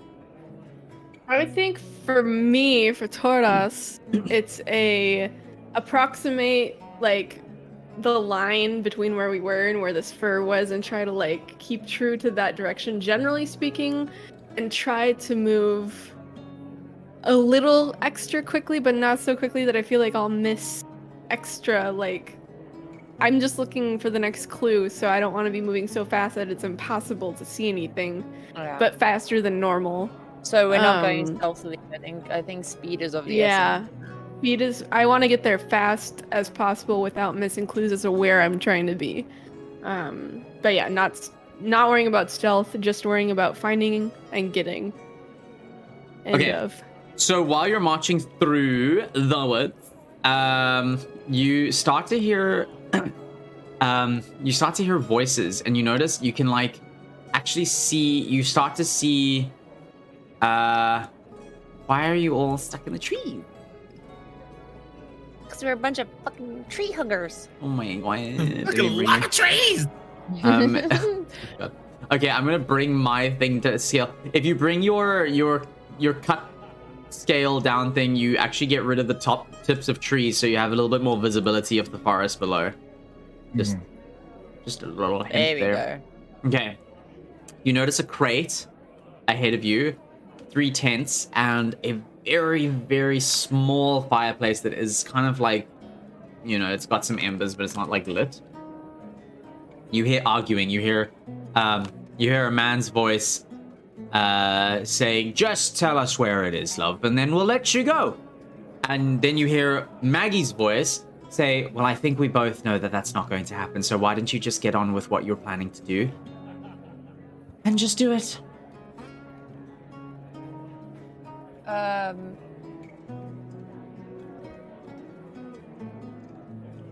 Okay, no, I don't know what to do.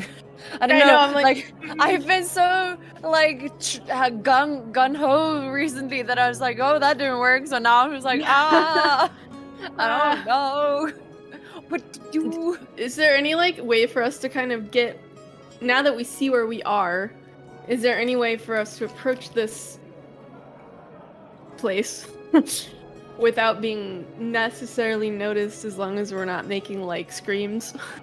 Like at least not visually noticed. Yeah. You can go here, here. Are you seeing the line? Yeah. Mm. Yeah, here.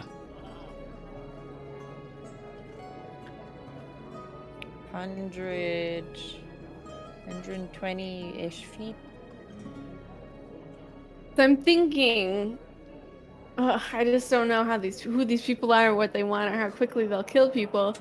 Because if we could have someone kind of go up and be like, I'm lost, how do I get to the village? Oh, I don't understand what's going on. While someone else sneaks up from behind to like keep them active and distracted without scaring them into killing everybody, and then make an ambush from the back would be my plan. I'll do it. I will do it. That sounds like a good idea, because I am a cleric. A cleric in the woods. I'm lost. Just to pull off the stupid roll to keep them distracted while we come up from the other side. Yes. Okay. I literally will do that. You ready? Cool, that's my plan. Would I be doing a performance roll? Okay. You can, but while you're moving into position, the conversation carries on just for a little bit, and she says, "I know who sent you, and once you're done with it, you can tell them that I've compiled enough evidence against them to put them down for good. So go on, get on with it. See if I care." And then, suddenly, out from the woods, Albinus, true scribe, stumbles onto the camp. All right, everybody get into your positions, and Albinus, you're up.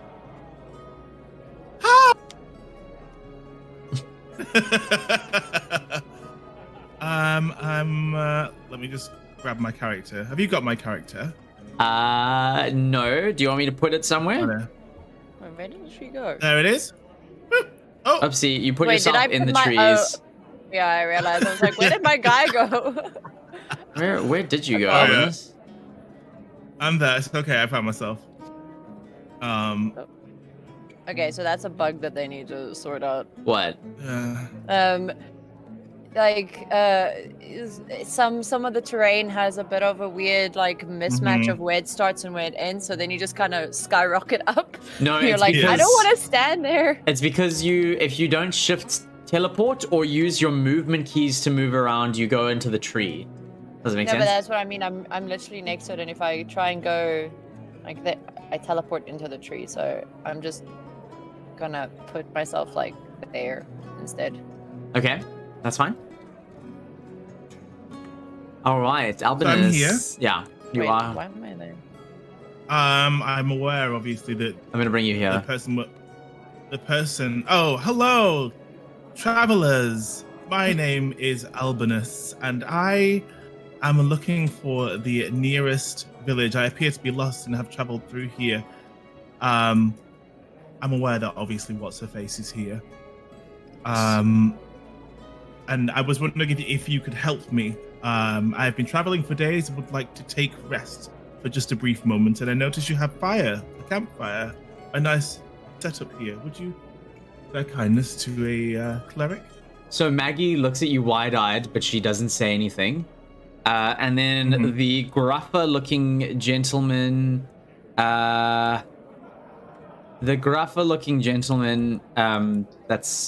kind of like looks like he's threatening Maggie. Looks at you, looks at what you can assume to be his crew, and says, "Kill him." And they all draw on you. I suppose at this point would be good for the rest of us to come out from the woodworks. All right. Let me run this campaign. This combat encounter. This guy, we're letting you run this campaign. Yeah. Okay. Why is it- Everyone, please roll your investigation. Initiatives. Yeah. All right. 13. Like shit. Oh no, 11. I'm fucking dead. Miss Keisha. Miss Keisha. Oh my fucking god. 11. Okay. Moonshine, what's yours? 16. Yes. 16. Toras, yours is 18. Wait, where's Maggie and all of this? 18. And Jaron, yours is 15, correct? Okay. All right, so here's the encounter description that I wrote. Never mind. Can't tell you that. Okay, because they are surprised, they miss the entire round of this combat encounter. So, Excellent. Toras, what do you do? I Well- should also probably up the music a little bit. Sorry, carry on. Tell me what you're doing. Well, where's Maggie? Because I'd like to get Maggie away from being murdered. But Maggie. I don't see her icon. Sorry, let me actually put her there. You're right. I didn't put it through. But where she is and whether I can even remotely get to her will probably change my what kind of risks I take to get where to attack who.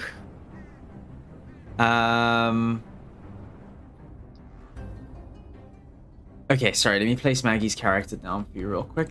So, Maggie is over here. Okay. Yeah. Selected. Okay. Okay. Let's see. What do I got here?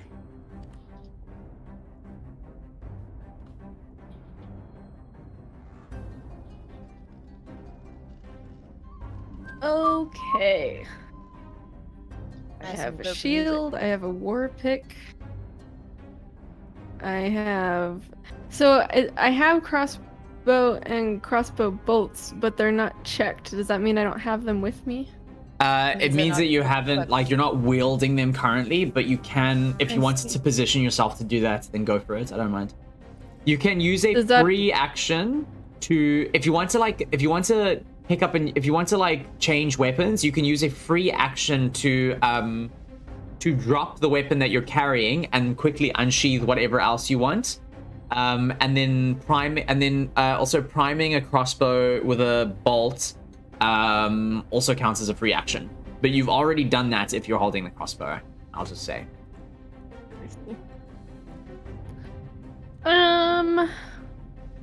Well, I'm gonna hope Albinus is able to protect Maggie over there because I'm pretty far away and I don't have a lot of long range stuff. And there's these two guys with arrows back here.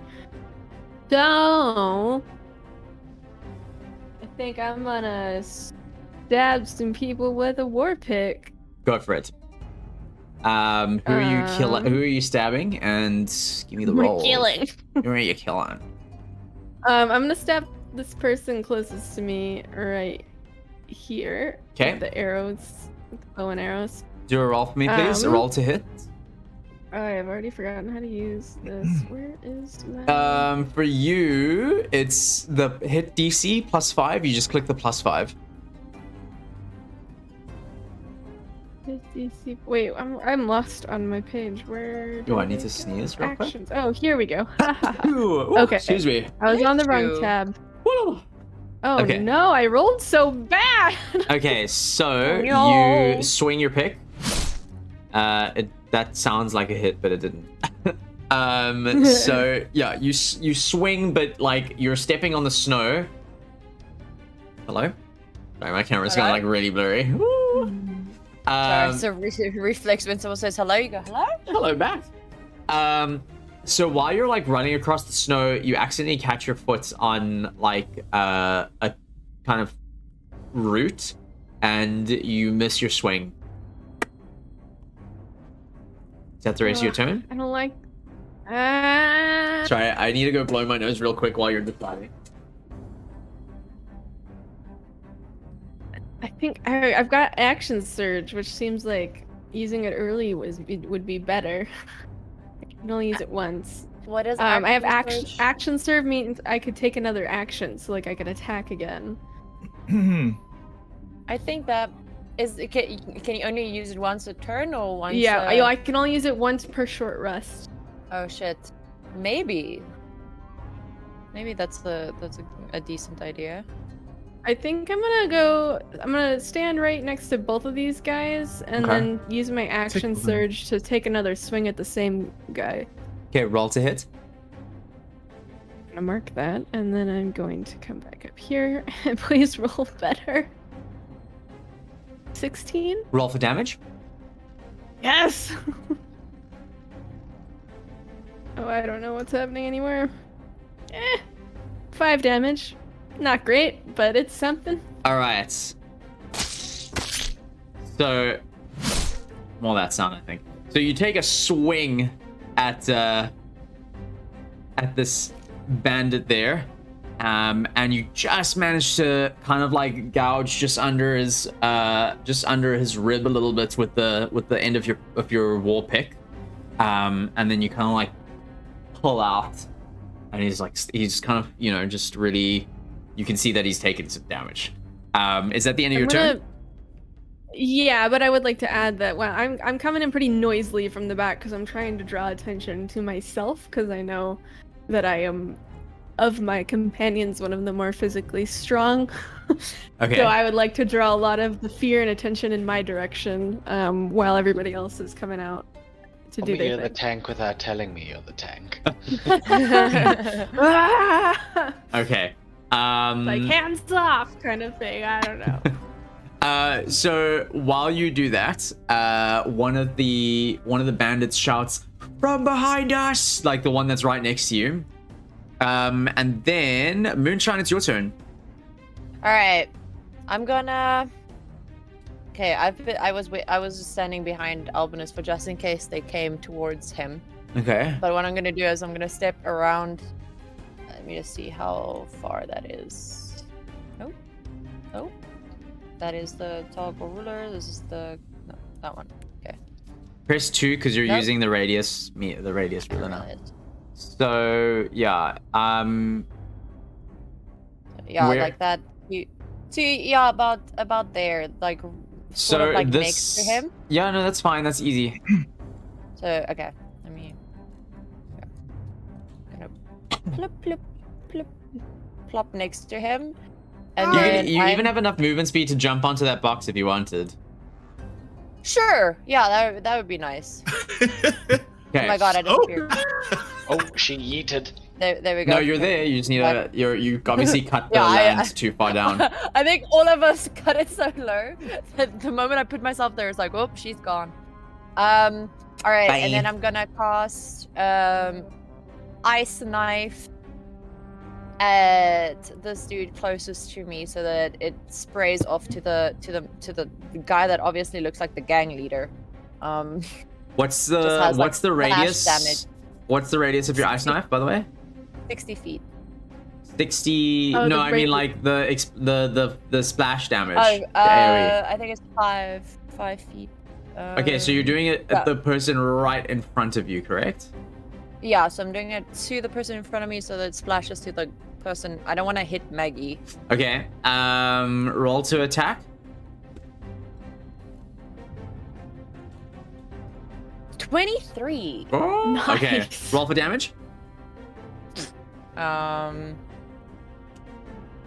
Ooh. 2. Nice. Ha. Let me clear all. Let me just read what it says. Yeah, tell me about that Make a splash damage. range- On a hit, the target takes 1d10 piercing damage. Hit or miss, the shard then explodes. The target and each creature within 5 feet of it must succeed a dexterity saving throw or take 2d6 cold damage. Okay. Give me a second. So, what's the dexterity saving throw you mentioned? It must make a dexterity saving throw. So Against. I think the DC. Yeah, what's your DC there? 13. It's not very high.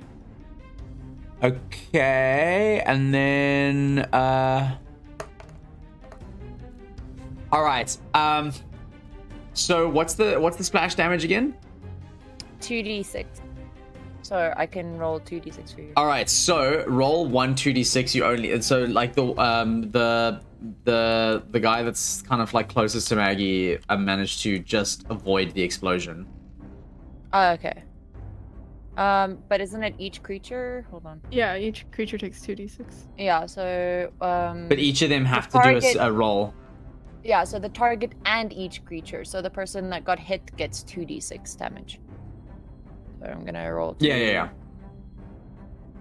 So that was 3 damage. So you did 3 damage and 2 damage, right? Yeah. So 5 damage, guys. Hey. Ultra Same as fighter right that. here. Okay. Same. So describe this ice knife to me, by the way. So I hear Albinus go like, "Oh, I'm lost in the woods," and then them going like, "Kill him!" And then I hear some muffled fighting on that side, and I just run and like try to Like parkour elegantly up that jump on- crate.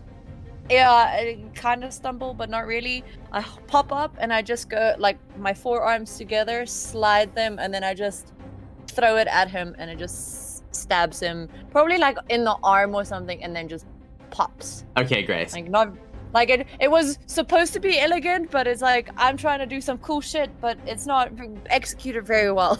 Okay, great. So So it's not landing right. okay, Yeah, so like, you need practice. shoot an ice knife at him. It's not really how it sounds, but you know what I mean. And then it pops in his shoulder, and the blast kind of you see like this kind of like icy blast cover him, and you can see he's just covered in rime. But this guy just manages to dodge out of the way. All right, is that the end of your turn? Yes. All I don't think I have right. bonus actions. Jayron, your turn.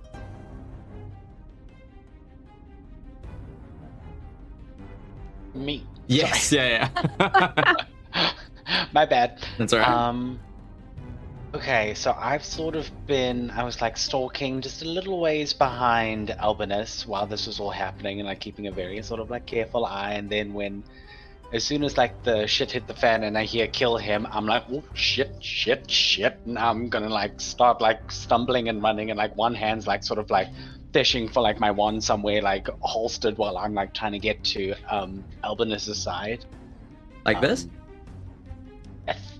Okay. So yeah, I would like to try and get closer to my compatriot, and then I would possibly like to fire off a firebolt at the nearest possible victim. Go for it. Roll to hit. Do 13. Roll for damage. Oh, nice. So the ACs are so low. All right, so We all rolling such low damage. yeah. Death by 1,000 cuts. Wait, we ain't got to me. Yeah, listen, we ain't got to me. I'm still here being vulnerable. So you, no. I assume you take out your wand and you kind of just like whip this like bolt So of I'm literally fire. like, shit, no. And I'm just like firing off as soon as I possibly can. So you like unleash this flurry of fiery bolts at him, and there it is. Okay, and then you see like the rhyme suddenly, the rhyme from the ice knife suddenly like melts away really quickly and reveals like third degree burns that look very, very intense. And this man kind of like heals over, and you can see that he is very deeply wounded. He's gone into like hypo or hyperthermia. It's very hard to tell between this kind of like polarized elemental attack from two different fronts. He's very fucked up. Is that the end of your turn? You want to do something else? No, I think that's pretty much all I have within me for now. Albinus, you did not surprise them, so I'm gonna get murdered. well, you didn't surprise them, so you are not part of this combat round. The round is restarting, and you will be part of that round. Right. All right, but you gave them the advantage, so you know you were. You did. All right. I didn't even roll for like persuasion or a performance when I got there. You just drew your weapons immediately. Yeah, they were like, nope. Bandits, hey? Nah, never mind. All right, so this bandit,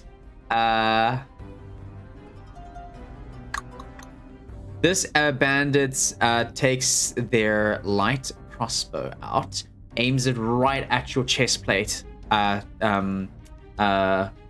sorry. What's your AC? 18. All right, so literally shoots you point blank with a crossbow bolt right at your chest plate, which, as I'm sure you can imagine, does not penetrate because you are beefy like Mother Russia, and the bolt does not manage. It gets in, but it doesn't manage to it manages to penetrate the plate, but not the chain beneath, not the mail beneath. Excellent. And now it is your turn.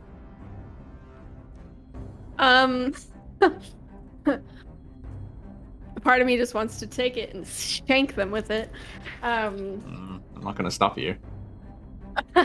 I feel like that wouldn't be as great of how much? Wait, what kind of damage would that be? Looking at there, is it just like a dagger damage, or? I would consider it an improvised weapon. Weapon damage. I'm just curious. An improvised weapon scores threats on a natural. Blah, blah, blah. An improvised thrown weapon. Wait, what am I? How much damage? Here we go. 1d4. Yeah, I'm just gonna stab with my war pick. Sounds like a better option. Yeah, I'm just gonna stab at the same man who's now attacked me. Roll for that. With my. Oh my! Why? What is this? Okay. You swing, and this bandit just manages to kind of like jump out of the way of your wide swing. And then is that the end of your turn? I don't think I can do anything else. So, and I would like to continue standing here imposing disadvantage for ranged. What you can do if you feel like you're stuck in this position, you can take one of your actions to go into evasion stance, which means that you actually disengage, which means that you actually can move away from them without provoking an opportunity of attack. I might I don't know if tactically this changes anything, but maybe I stand gives you a line of sight. Yeah, I might just go stand right here where I can attack from this box, and maybe also jump into the circle later. Alrighty. Okay, so this my friends. Yeah, that's a good idea actually. So this bandit, who has been had this very dualistic attack from the elements, he raises his weapon shakily and runs to try and swipe at Moonshine's feet. Moonshine, what's your armor class? It's 10. Oh. All right. Oh wait, I do have shield though. I do have a reaction of shield. Are you gonna use it? Let me think. I feel doesn't it only come up once you've already been hit? No. You can use it. Reaction, yeah, which you can take when you're hit by an attack or targeted by a magic missile. So, I'm gonna shield. I'm gonna go like nope. Okay. So, how does your shield look? Describe it to me.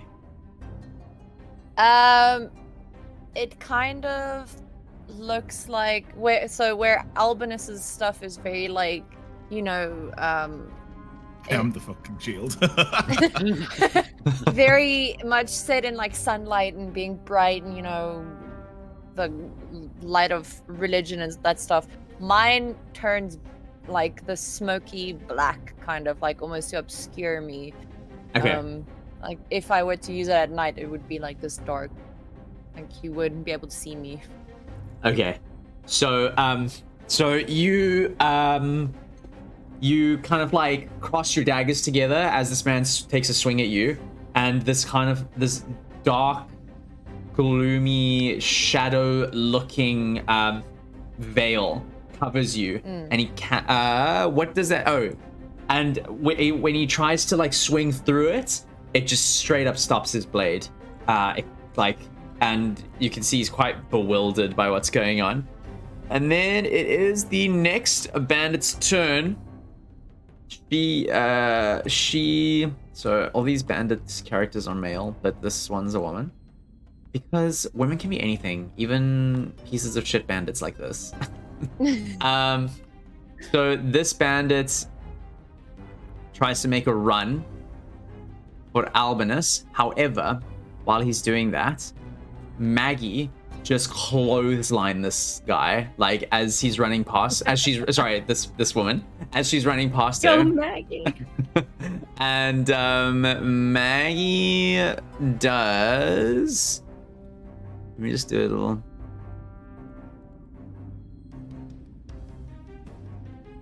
Insert Roblox oof noise. Yeah. So Maggie does 2 damage. I'm gonna say 3 damage. Whatever. Go, Maggie. Clothesline this poor bandit, which kind of like stumbles her for a moment. We're so used to bandits being men, guys. I need to patriarchatize my thinking of bandits. I'm so sorry. So this bandit, who is not a man, gets clotheslined hard by Maggie, but doesn't lose momentum, at least not much, and manages to continue stumbling her way to Albinus. Hey. Albinus, what's your armor class? You know what? Don't even answer that. So this person takes a swing. Hang on. Wait Yeah. a second. Hang on 1 second. Yeah. 18. Yeah. Oh no, You you are fine. So, she tries to take a swing at you, and just like literally, the blade gets caught in one of your like there's this kind of groove in your pauldron. Just gets caught straight in there and kind of like rubs off the blade, and it doesn't manage to cut you at all. And then it is the next bandit's turn. This bandit takes a shot at you here. Ooh. Okay. So it hits you point blank just kind of like under your plating, so it gets you in the side Mm-hmm. and does 4 damage. Can you take 4 damage, please, for me? Yes. Wait, me? No, not you. Oh, Me. All right, Moonshine, it's your turn. All right. So, this chick, Nick Albinist,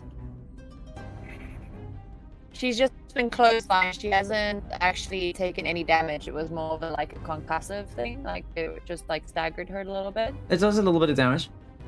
Okay. I'm just checking like who am I gonna target? Like really straight, kind of like straight in the nose, like hard. So her nose is just streaming with blood. Okay.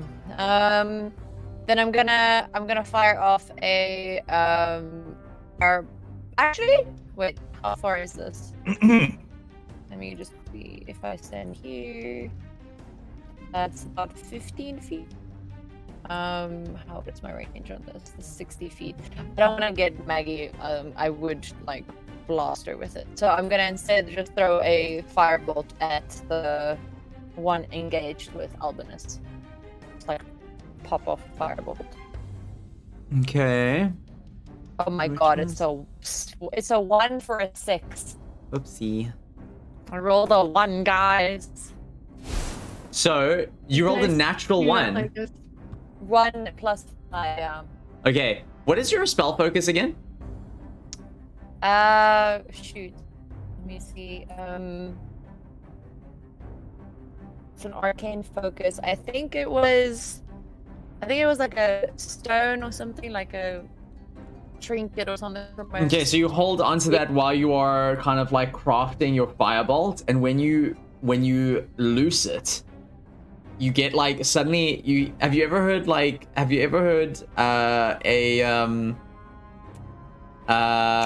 do you like a geyser kind of get too compressed, and then it sounds like a large kettle just going like, you know what I'm Yeah. trying to say? So you hear that, yeah, like this kind of high whistling, sizzling sound, and then suddenly this Yeah. bang, and it Ah.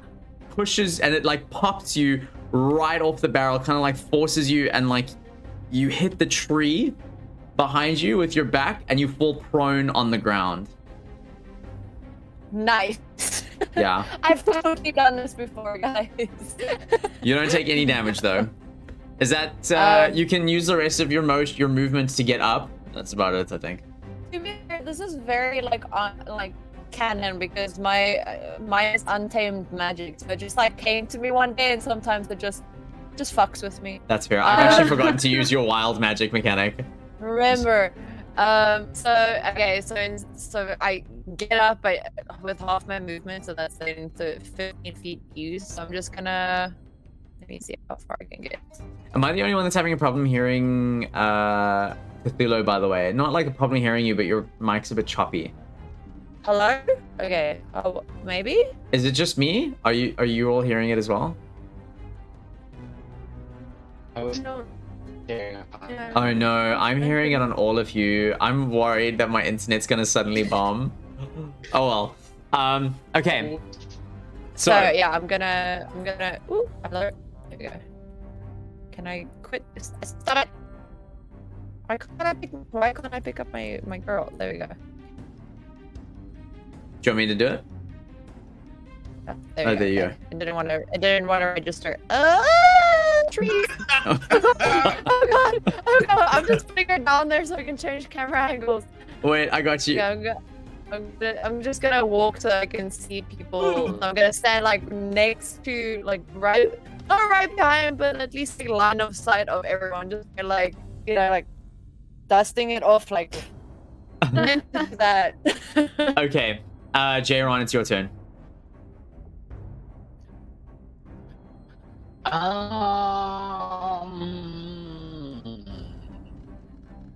I'm like part of me wants to continue helping fend off the bandit that's like assaulting Albinus right now.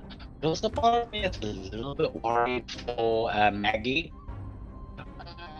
Hang on a second, everybody. I think I just need to like come in and out of this this chat because there's something weird. Hang on, I'll be right back. Okay. Jayron, sorry, I interrupted you. What are you doing? I am going to launch an attack at the being commanded that is assaulting my dearest alpinist. Okay. Roll for hit. Roll to hit.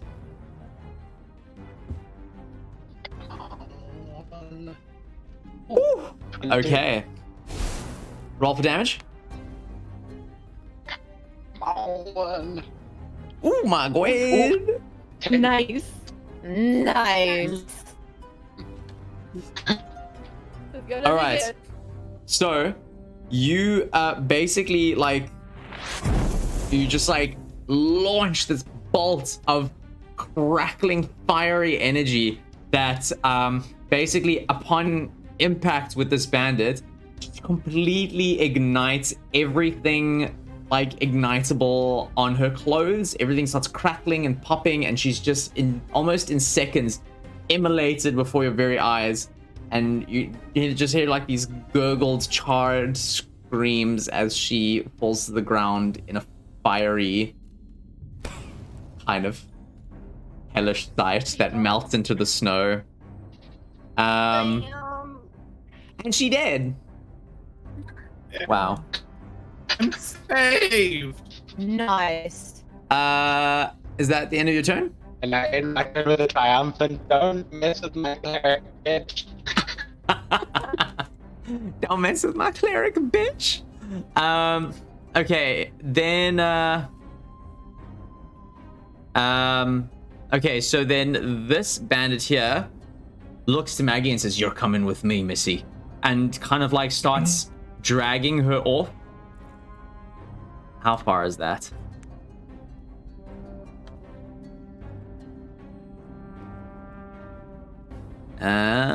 Yeah. So she's struggling along, but he has a knife to her throat.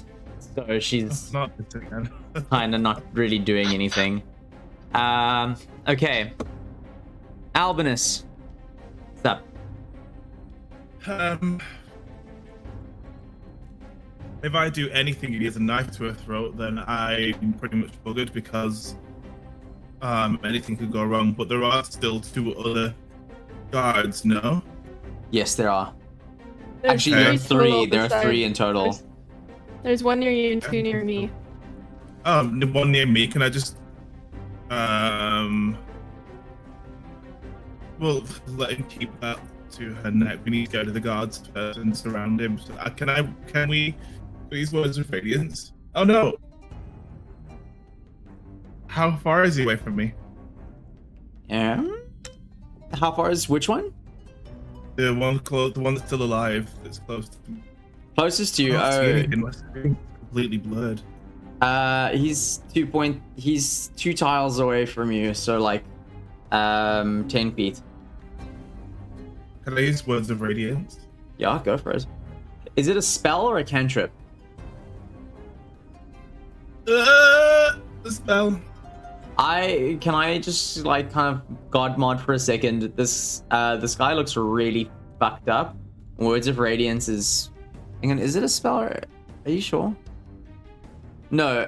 So it's a cantrip, which means you can cast it as many times as you want. It's an easy. Yeah, go for it. Yeah. Okay. Roll to hit. 1 second, because I can't even see the screen. Oh, it's not a roll to hit. It's so he has to roll a Constitution saving throw. Just to see if he survives. Okay. Oof. Okay, so so you bring down your radiant kind of smiting lightning strike. However, just manages to kind of roll out the side of it. It's this dude, he's so dexterous. He's the one that ugh. Never mind. No. Is that the end of your turn, Albinus? Unless there's something else I can do. Can I just cast it again? No, you cannot. Alrighty. So, bandit, is it this one? Yeah, this. So this bandit takes another shot. No, this bandit drops their crossbow and takes a swing at lost connection to the board. Yeah, waiting for GM, so it's... I think your internet might be... Oh, wait, there... We're back! Yeah. Whatever. Okay. Takes a swing at Toras. What's your armor class, Toras? 18. Jeez. Okay. Takes a swing. Just manages to catch the side of your chain. Doesn't manage to Damn it. pierce anything. Yeah, no, you're fine. You're fine. It is now your turn, though. Kind of want to pull the same stunt and attempt to run over and position myself between Maggie and the person with the knife. Like basically the same stunt where I would hopefully dexterously get the knife away from the throat. And Are you gonna use? So what do you So hang on, let me just quickly check how your character's got an action here. To disengage or... Fighting style protection. You could use your react. Okay, what you can do is you can take disengage so that you don't provoke an opportunity of attack, and then just being near Maggie will mean that any attack made against her will be disadvantaged because of your protection style fighting as a reaction. Okay. But Okay, I won't so- be able to really do anything once I get there. No, but you will Because I be won't able to use protect action. her. You will be able to offer her, like, you will be able to disadvantage the attacker as a reaction on this round. Okay. All right, so you disengage. You very deftly dart from between them, in a way that's kind of like too fast for them to catch you. And then that is kind of your turn. That's really all you can do. Yeah, that's all I Alright. can do. This bandit here runs up to Albinus and takes a big swing at you.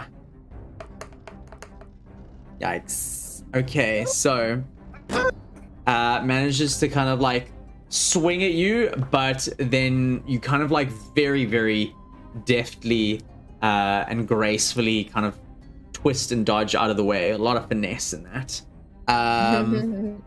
And then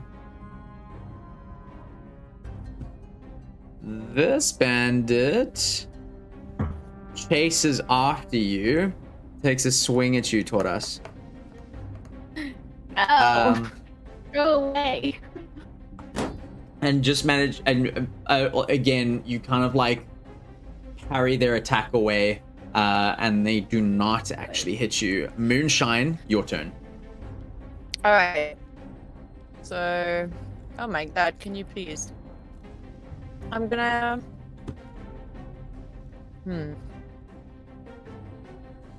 Easiest thing for me to do would be to attack this dude, but I feel like Albinus had it.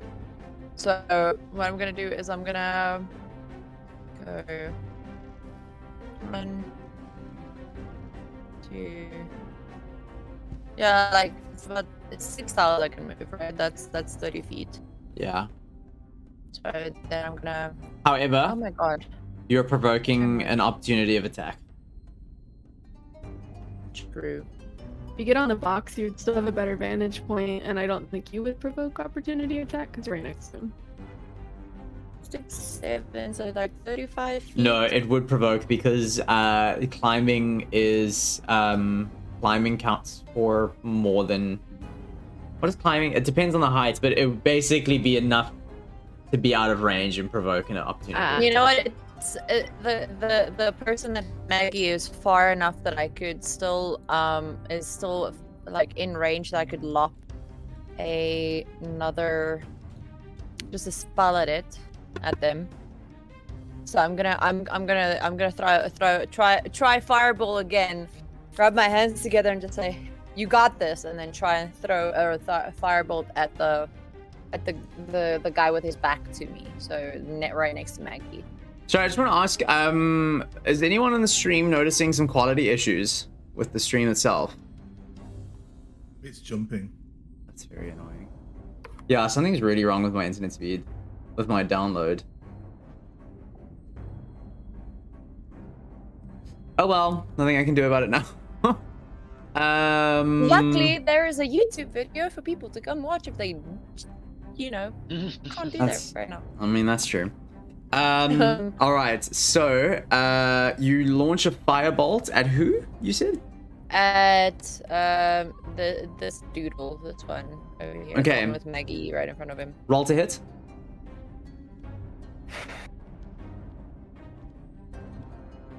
Seven. At least it's not a 1. I literally rolled one better than the previous fireball. Okay. So you cast a firebolt, which doesn't hit Maggie, but it does unfortunately hit the tent right next to them, which then starts to go up in flames. Good. And I just go, "God damn it." And then I'm gonna say literally nothing I can do as like a bonus action. I don't think so. I don't think I have a bonus action at all. Yeah, then I'm just gonna stand there and go, fuck, and then have my teammates fight for me, I guess. Okay. Jairon, it is your turn.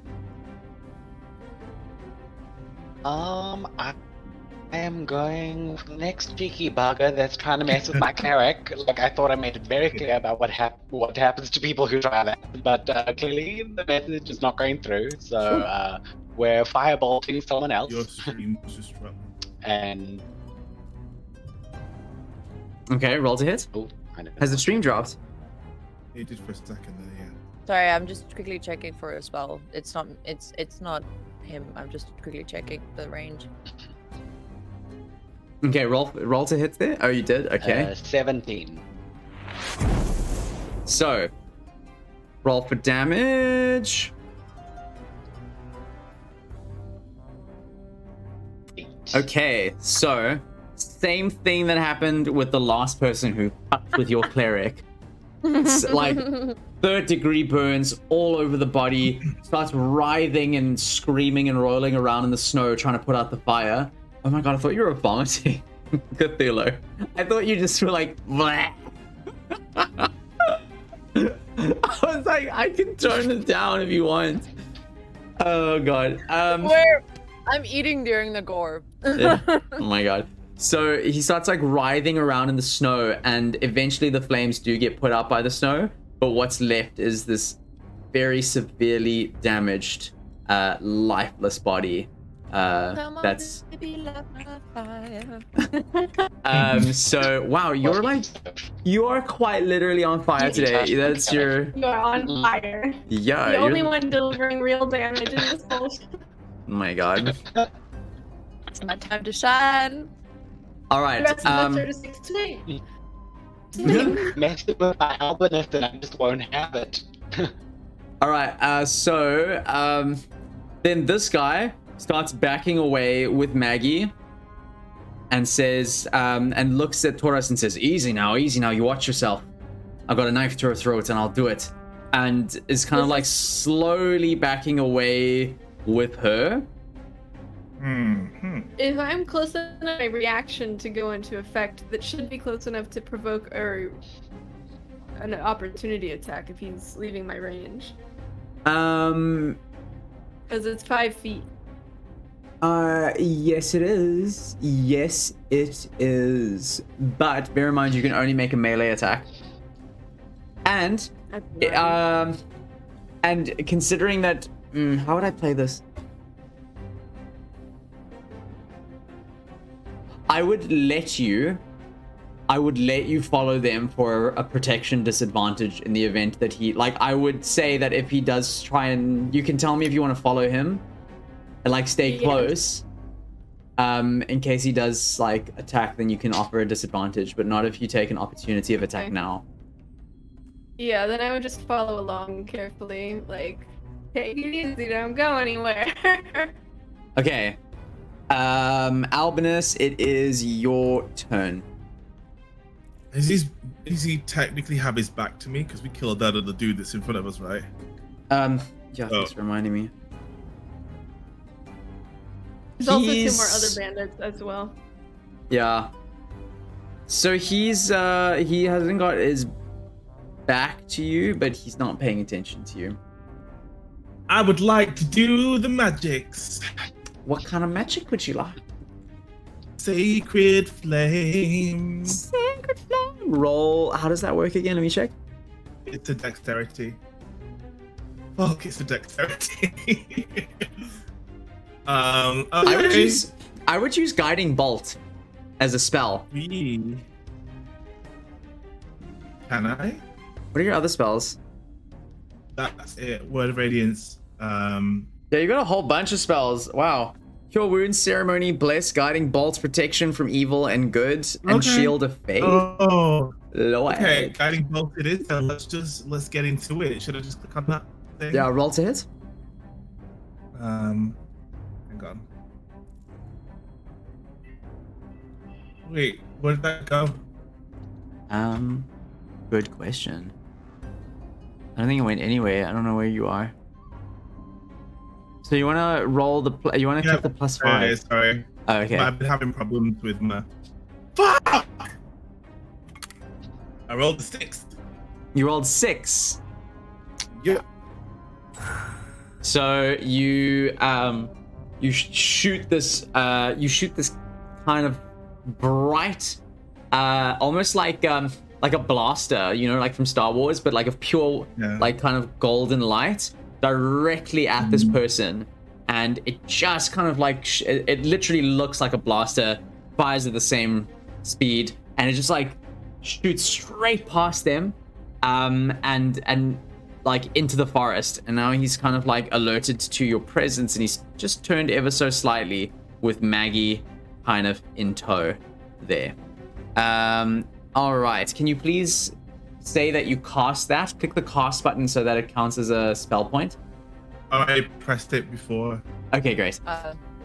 All right, then this bandito comes running along. Oh dear, I'm having the same problem that you all had. Trees.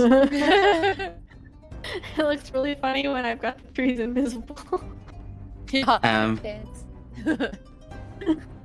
Okay, so this bandit and tries to hit you, Taurus, but unfortunately for him does not manage to do that. Excellent. Straight up miss. What is your move? It's your turn. Oh, me? Yeah. Does grapple make sense? Because what I want to do is finagle this knife away from Maggie and disengage this dude. Okay. Somehow. Roll a strength check. Just a straight strength check. Yeah. Yes, please, yes. Okay, so you manage to like just get your arm very quickly under the dagger and bring it up. I'm going to count this as an opportunity of attack though. On Maggie. All right. He takes the blade, points it directly at her throat, and plunges. But you manage to get your hand right under there, and you overpower him with your strength, and you manage to just get his arm out from around Maggie's throat, and you tackle him to the ground. Ooh, excellent. What do you? Is that? I would like to maintain a grapple. I think I've never grappled. I think I've grappled once. What I wanted to do is keep this person unable to. Hopefully, like, I don't know if this person does magic, but I don't want them to do magic. I know we're looking for a necromancer. Keep their hands. This looks like a. Yeah, I want to keep them still and keep their hands incapable. Like, you want to squeeze their fingers together so they can't use any somatic measures for this. Yeah. But okay, I got you. Okay. Hopefully shove Maggie off where she can escape on the other side. Alrighty. So, this bandit then tries to get on you and tries to stab you while you're grappling this other guy on the ground. I'm gonna roll that with advantage. Yep. Well, 9. Okay, so tries to like literally just plunge the blade into your back, but you manage to kick them in the shins as they're coming towards you from behind, and they trip into the snow. Moonshine, it's your turn. Sorry, it's not your turn. All right. No, it's not your turn, Yeah, Michael. there was a No, bandit, sorry. I No, think. it is your turn. It is your turn. Carry on. Sorry. All right. Now that the person here has been dealt with, I'm gonna. Okay. Let me think. Rare frost, ice knife. No. Can literally. Okay. No. She's gonna Moonshine as a human being. I'm now so frustrated with my magic. I'm literally just gonna. Oh no, wrong one. Just gonna check if I'm in range. Yeah, I'm in range. Okay, I'm gonna walk all the way. If I can select hello. So I moved, but I realized I moved to right in front of Maggie. So I'm just gonna move like there so I can reach him. Okay. Make sure that was the no. Oh, just making sure that yeah, that's enough movement speed. I'm gonna. So Moonshine is now like I'm so frustrated with my magic not working. I'm like, this is unreliable, but I can rely on my daggers. So I'm gonna attack him with my dags. Like try and stab him while he's busy wrestling the dagger with Taurus. Hang on a second. I should inform you though that your spells, you're more proficient with magic than your daggers. So your magic actually does have a higher chance to hit because your weapons, your physical weapons are +2 for your hit DC, whereas your spells are all +5. I know. I've been rolling 1s and 2s, so I'm just. It's even higher damage as well. Like your daggers are 1d4. I'm not trying to game for you, but I just thought like if you, I don't know. But, Yeah, like but if you're role playing it like your character's frustrated, that's Yeah. I respect the role play. Like I was flung off of a box, and then I set a tent on fire. Like obviously it's getting better, but it's not gonna save Maggie. So I'm just gonna like try it the old-fashioned, put the pointy bit in, Alrighty. I'm gonna let you roll on advantage. I don't know if that's technically correct for grappling rules with a third-party attack, but I'm just gonna do it. So yeah, roll twice and take the highest one. 21 and. Oh well, then there you go. Okay, roll for damage. 7. 2. I stick him with the pointy end, but I Alright. think quite a damage.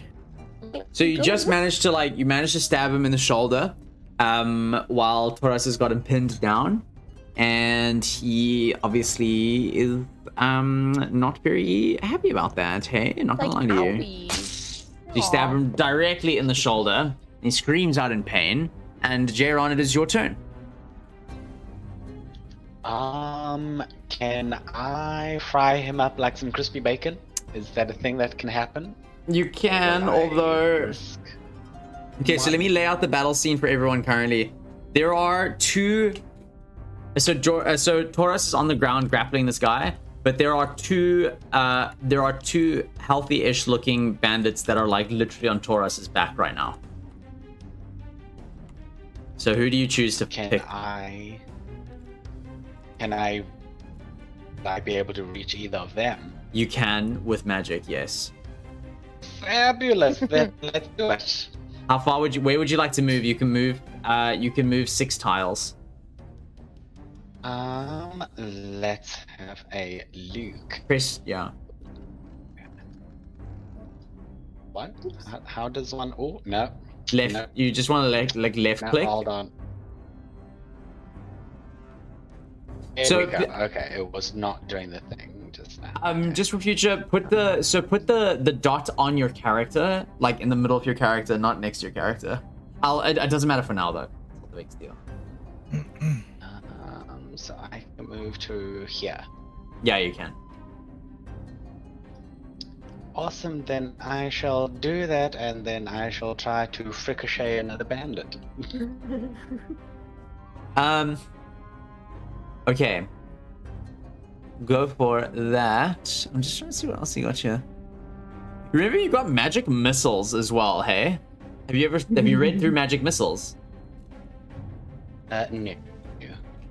Give it a read. Tell me what you think. It's just something that's useful for hitting multiple targets. And it can't miss. Yeah. I'll do that. Okay, so you're firing 3 darts. Where are these darts going, these 3 darts? You paint the scene for me because I don't fully understand the spell. Okay, so you create 3 glowing darts of magical force. So, okay, these 3 purple, kind of like darts of energy start rising up behind you and glowing while you lift them up with your wand, and you launch them like missiles. And each of the darts travel in a flexible trajectory whereby you are guiding them, and they're flying fast like bullets. But you decide where each dart lands. You control where they land. Each dart does 1d4 plus 1 damage. So the darts all strike simultaneously, and you can direct them to hit one creature or several creatures. So for example, 2 darts can hit one enemy and 1 dart can hit the other. All 3 darts can hit one person, or all 3 darts can hit a separate target. I would like to hit the bandit closest to Taurus, and the third to hit the second bandit. All right, please roll damage 3 times for me. Okay, the first one is 4. Second one is 5. And the third one is 4. Dice Oh my today. God. So, That's some good damage. something happened to your microphone from my end because of the download, and it sounded like you just screamed at me. I got such a fright, dude. Oh my God. This is you. I can't. Did everyone get that? No, it was just me because my internet's being such an asshole. And I can't stop, otherwise I have to stop the stream. I was like fully glitching out. I'm like, oh my power is too great. Okay, so the first one, so the 4 and 5, it's non. And then what was the last 4? Okay. 4. It was 4, 5, 4. All right. So you launch these firebolts.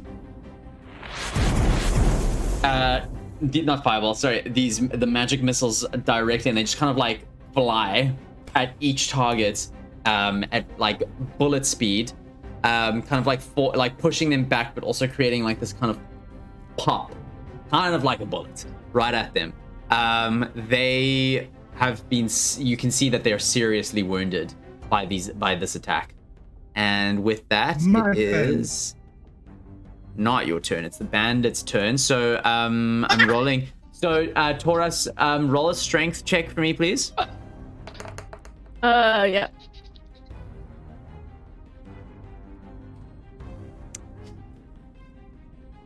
$19. Okay, So, so this bandit is like struggling against you, but you're just very successfully holding them down.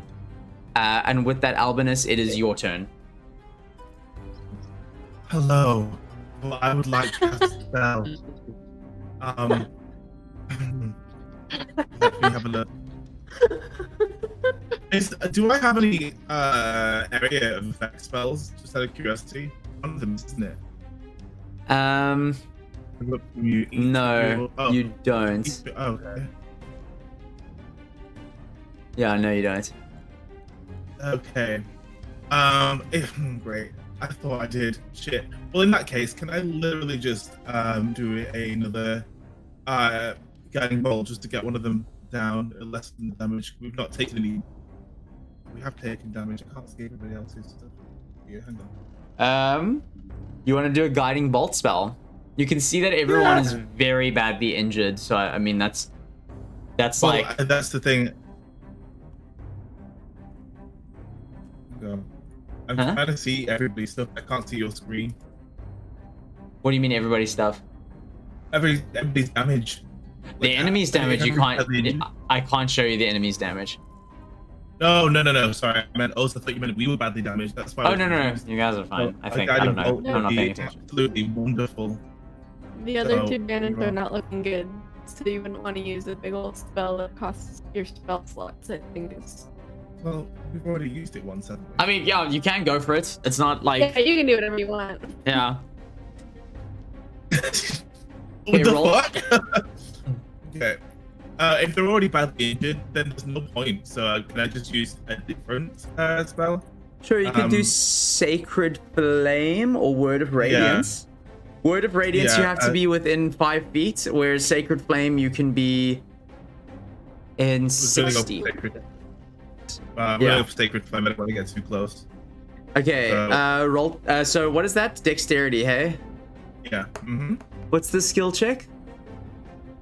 Okay, don't worry about it. So you bring down the Sacred Flame, and it like as it strikes down the ground next to him, the one bandit kind of like deftly does a little sidestep to avoid it. Lovely. I'm so sorry.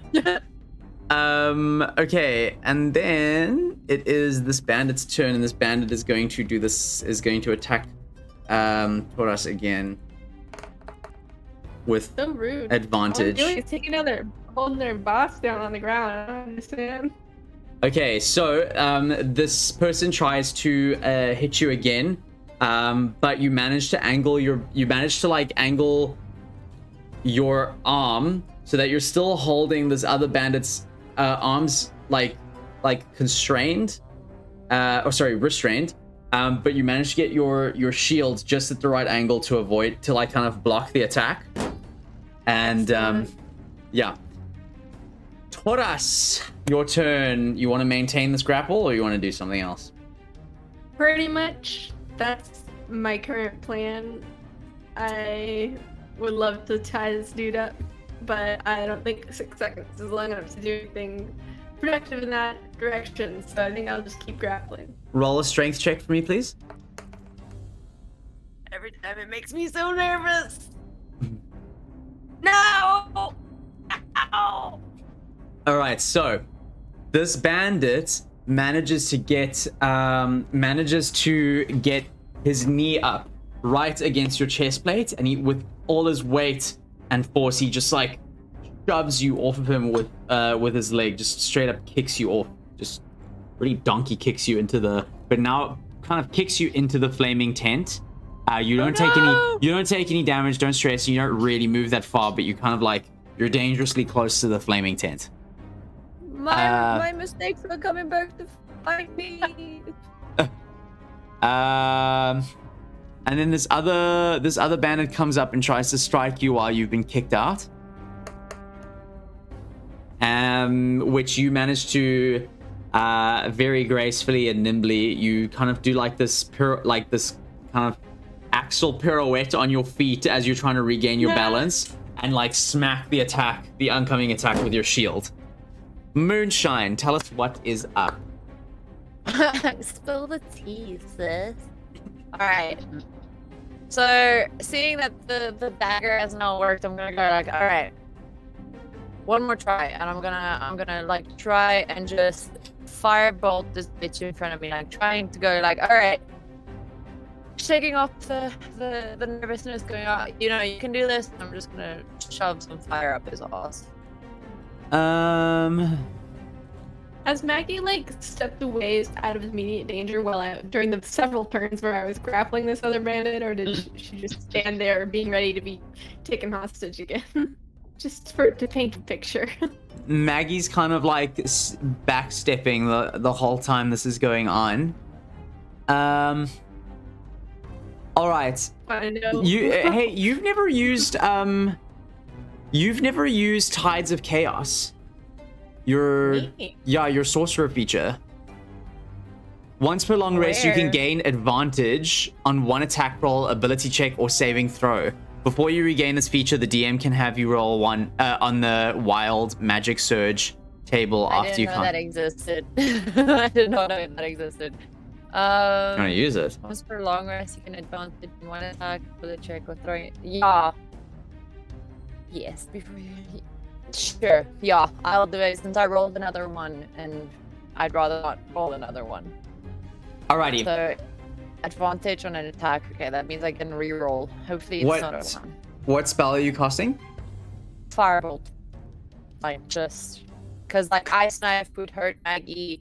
All of my others are like more AoE, so that's the only one that I can like direct attack. You also have. Yeah, it's Firebolt, Ray of Frost, and then Shield and Ice Knife. I don't have that many offensive attacks with my magic. Unfortunately. Alrighty. Alright. let's try one more Okay. time. Roll to hit. RNG, please. Yes! 20, 30, 20. All right. I haven't used this feature before when I should be, so I'm going to count it for this, even though it technically doesn't count for cantrips. But you need to please roll a d20. Sorry. Yeah, roll a d20.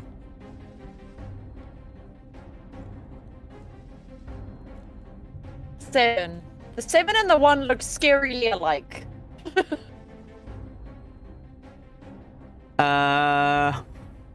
Did you say 7?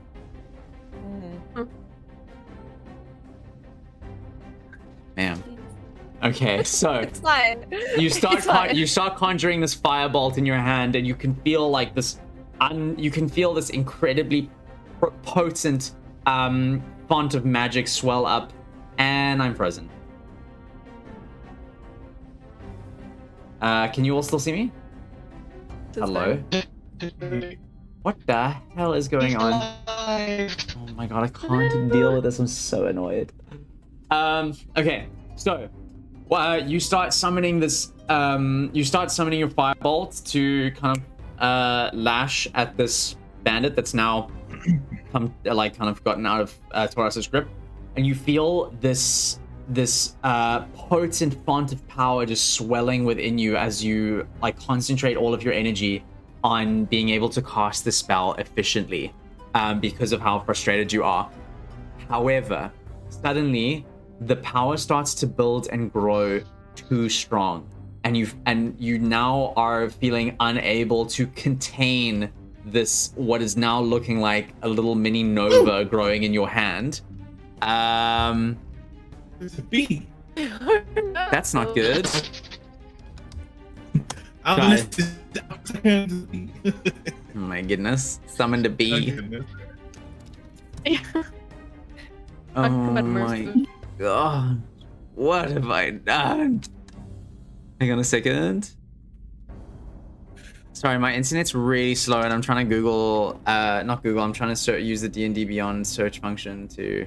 You want me to look it up on my side? Yeah, can you read me the effects of a 3rd level fireball spell, please?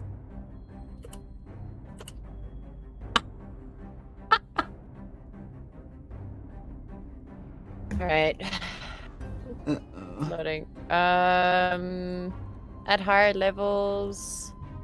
Okay, so when you cast a spell using slots of 4th level and higher, the damage increases. But it increases. Oh no, it's 1d6 per level above 3rd. So I think it's just base damage. Is it fireball or is it firebolt? Fireball, sis. I found it. Don't worry. 8d6. What's the radius? Hang on. 20 What foot. the range is? Are you about to crispy fry us all up? It starts That's a crispy growing cry. and it starts growing and swelling in your hand until it's actually too big for you to contain with your arms.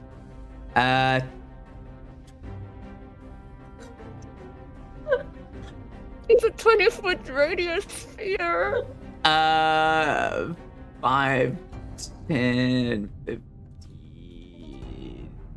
20. Oh god, that's literally no. So range is 150. Like I can shoot it from, like I can stand Except here and you make can't. a point. It's too big. No, but what I mean is like if I'm casting it, I can pick a point within 150 feet. It's too big But for the you to sphere- move away from you. No, but what I mean is like Yeah? the sphere itself is 20 foot. So it's like, Yeah. yeah. Oh, yeah, no. I knew that. I just meant like that's big. I was like, Okay. no. Everybody, And please get everybody ready. inside there. Please get ready Not to me. take hardcore damage. Not me. Yeah. Not Don't me have to, like, do a dying. Dexterity No, save I'm not in or the stuff. sphere. I'm I outside. only have 16 hit points to lose. I'm So outside. wait, hang on. Dexterity saving throw. What is the? The spell This may be a DC. sudden end to the campaign. No, That's I'm 13. It's still me. I'm still here. I'm outside. He's the gonna video. save us next time. We kept Looks declaring like you took too long. I'm the killing you candy's all. gone. Oh my god. Okay. Everybody, please. What's the dexterity saving throw on your spells? 13. So Everybody, everyone has please to roll a dexterity check, and Not just me. Me Roll. myself as well. Saving or- throw or Yes. check? a saving throw, and then please tell me who gets lower than 13. Everybody will, you know. Oh, guys. Oh no, guys. Oh my god, I'm so scared for you guys. Tell me when everyone's rolled. I don't need to, do I? Because I'm No, not no. in You're there. fine. You're fine.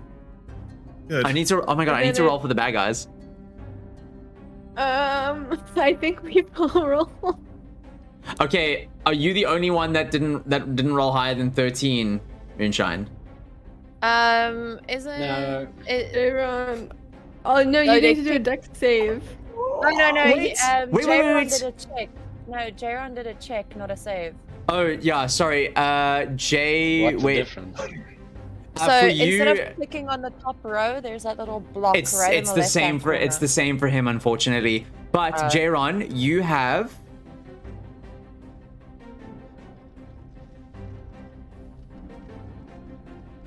Wow, you have nothing. Oh. Okay.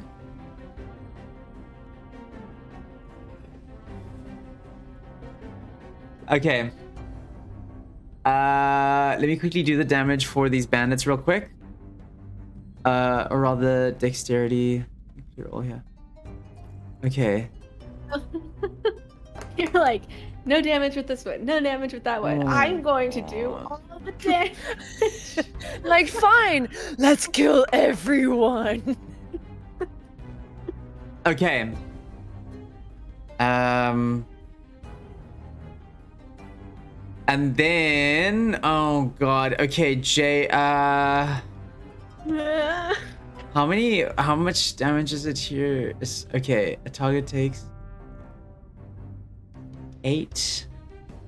think we just tried to save Maggie and got ourselves all killed. Maggie Okay. was gonna die anyways. Oh god. Okay, wait, hang on. This gets even worse. Actually, 8d6 fire damage on a failed save and half as much damage on a successful. How are we? We're all dead. There's no way. Okay. What is it? Albanus is just gonna say, okay, guys, we found the culprits. Also, everyone else is dead. 8d6. Mm-mm. Not yet. Okay, like everyone else 6, except 7. these 2 people. I mean, I started this, and then I'm on the outside where you all killed yourselves, so I'm just gonna run away. So I have flea materia Oh, equipped. I can send a roll Holy to everyone. healing That's super spells. cool. Oh, wow. Betrayed by everyone. What- The cleric killed you. What did you all get in terms of damage? 22. 22. So I would cut that in half for me, for myself. Yeah, Eleven, okay, yeah. if you had a successful save, just cut that damage in half. So it's only Anne?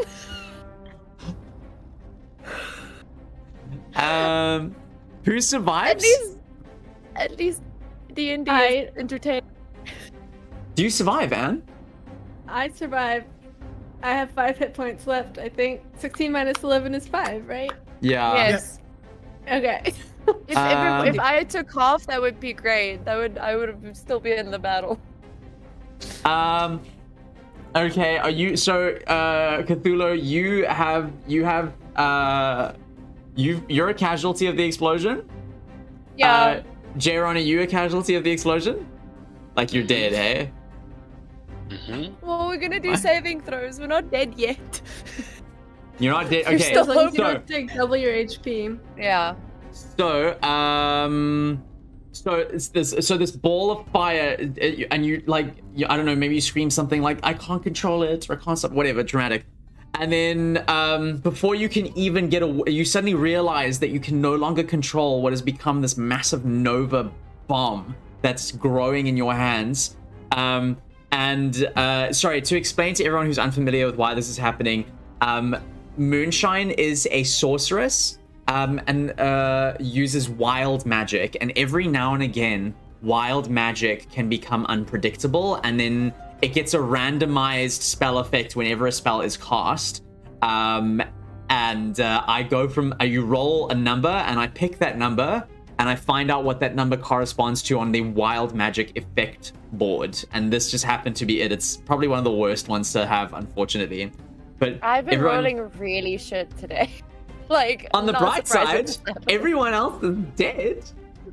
Yeah, like even Maggie. Oh fuck! I forgot about Maggie. We did all this for Maggie, and then we will end up having killed Maggie ourselves. JK, I didn't. Oh wait. Okay, so all right. So everyone, just prepare your ears for a second. So before you look up, and in horror, you're about to tell everyone to like run, Duck, and then suddenly. Massive explosion just engulfs that radius. Okay, everybody take the damage that you're supposed to. I trust you all to do that. All right, and everyone is Miss Keisha fucking dead. Okay, let me tell you. Not everyone, obviously, but okay. So let me just. Good thing the cleric who has healing powers is standing outside the fire. That is a good thing, isn't it? Please, Okay. someone in chat give us potions. Oh yeah, Right. potion redemptions. We haven't got that today. Okay, so the explosion subsides. Everything is just kind of like trashed in that radius. Albinus, you are prone. You got knocked on your ass. You didn't take any damage. Everyone, this is a hardcore hectic explosion. There's blasted tree trunks, things all over the place, and the first thing you see, Albinus, when you look up at the explosion, is Maggie holding on to this blade that is just absolutely bright with energy, and it's kind of like pulsating, and you can see the snow has the only part of the snow that hasn't melted is the snow that is kind of like around her.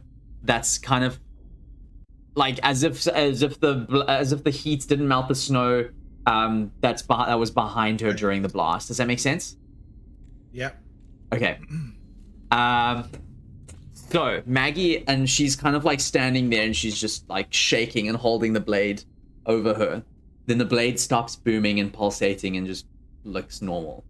And she looks at everyone in horror and just kind of exclaims, "Oh my god, what do you do?" I'm alive, right? Yeah, that's what I was gonna say. You're alive as well. I'm alive and awake.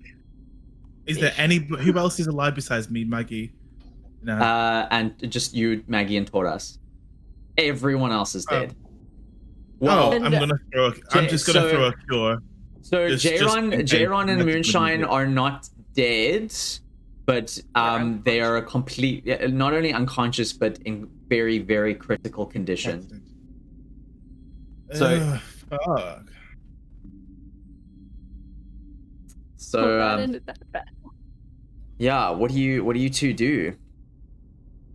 I guess I would go over and try to. I don't remember how to stabilize people, but I would try and stabilize Moonshine, who's closest to me. Do a medicine check, please. Yeah, me the same with Jayron then, if I can. I mean, you can just heal them. You don't need to stabilize them. I just want to, because I want to save my magic. This bitch is going to be like, you know what? Oh, surprise! I've got a big shining sword that you didn't see before. Yeah, but stabilizing them is not going to bring them back from critical condition. It's just going to prevent their critical condition from getting worse. Okay, I'll just cure then. Okay. I'll cure. I rolled a 16 for medicine check on Moonshine's condition. Okay. Actually, I'm gonna. Sorry, Jaren. I'm just gonna cure Taurus just in case someone else goes tits up. Okay. Wait, how many spell slots do you have left? Remember, you got to be conservative. I only have one left. You should heal one of them. I can get I have a second wind feature where I can take additional. I can kind of heal myself, which I think I will actually go ahead and do. Okay. So I can do a small heal for myself. So definitely, I would be bringing them back. Okay, so you use your second wind, yeah? I've just rolled a heal for Jayron. So a roll or 1d10 plus. What? Oh, nice. 12. You rolled a 12. Jayron, you regain 12 health. Did that That's roll? my entire health. Nice. You're cured. Okay, so you place a healing hand on Jayros, who and much to everyone's surprise, you see.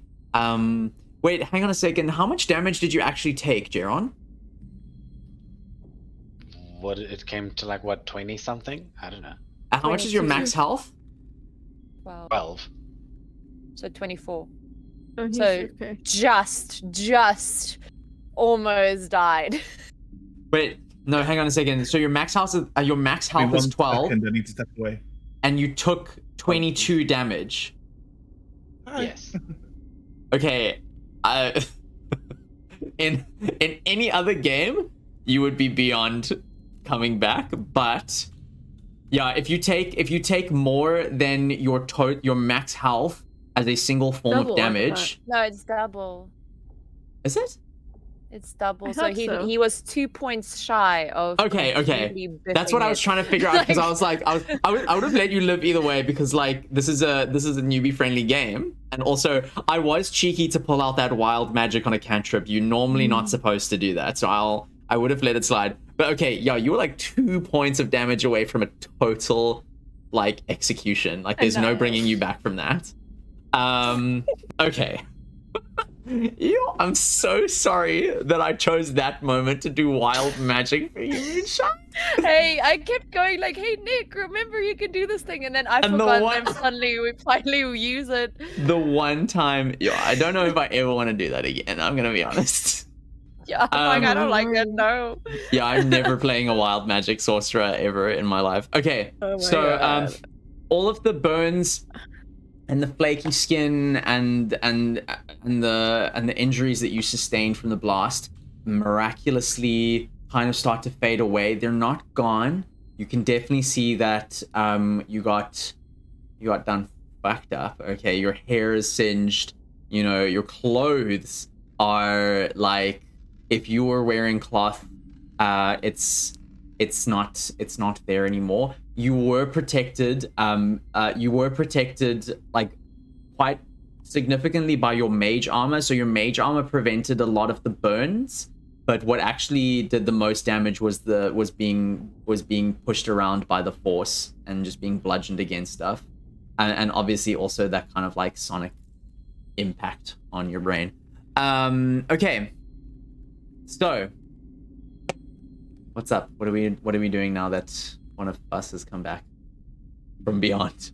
Do you have any do we have any healing cantrips as well, or just the one spell? Just the one spell, I'm afraid. I'm trying to figure out why there are no health point redemptions for chat though. Somebody mentioned that earlier. I think I do have a healing potion in my inventory, though. Yeah, check. Because I've stabilized Moonshine. No death believe. saves for me. Yeah, I think so because you got a 16. Yeah. And I feel like it's anything above 10. Mm. I see they're not active because I turned them off when we weren't playing D&D. That's my bad. I'm gonna turn them. We should all get a free on. healing potion then. Wow. Raise your hand if you were gonna use it anyway on us, please. They are active now, everybody. You are welcome to use them. Okay. All right. Well, I guess I'll turn to Maggie and be like, what the fuck? What's just happened? What's that sword? What was going on here? We came out after all this nonsense. What is going on? You owe us explanations at this point. So Maggie is like shakily holding the blade, and she looks at you all and she says, all right.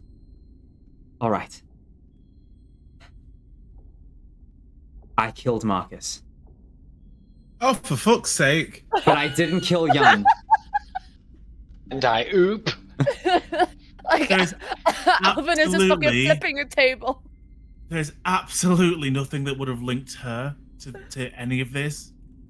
She was good. Not gonna So- lie, she was good. So, okay, so she looks at you, she says, but before you do anything, just take it easy. I can explain. My real name is actually Emily. My father... Water? I need something to throw! So, she looks at you and she's now shaking and she's kind of like shifty eyeing around. She says, my father was the man who was reported to have committed all the killings 15 years ago. But he was innocent, and Marcus knew. And I was blackmailing Marcus to help me get to the truth of what actually happened. And I was on the tail of some other council members, and he threatened to expose me. And when I tried to stop him, he took a knife to my throat and threatened to kill me. So I killed him. I didn't kill Jan. Please understand that I did not intend to kill Marcus, and it was not my intention to have his body so publicly displayed like that, but he tried to run for help, and I couldn't let him alert the other members of the council. This blade belonged to one of the 4 heroes who tried to stop the killings 15 years ago. It was forged by, what's that guy's name? Shit, sorry. Something with a G, isn't it? It Gundren. is Gundren. This blade was forged by Gundren 15 years ago, but what Gundren doesn't know is that it was specifically cast in elven steel, so it was conductive to magic. And this blade is what I've been looking for this whole time. It holds the key to what really happened. it was enchanted. It was enchanted with an echo spell, which means that whoever uses it can replay events from that particular time as a projection of sorts.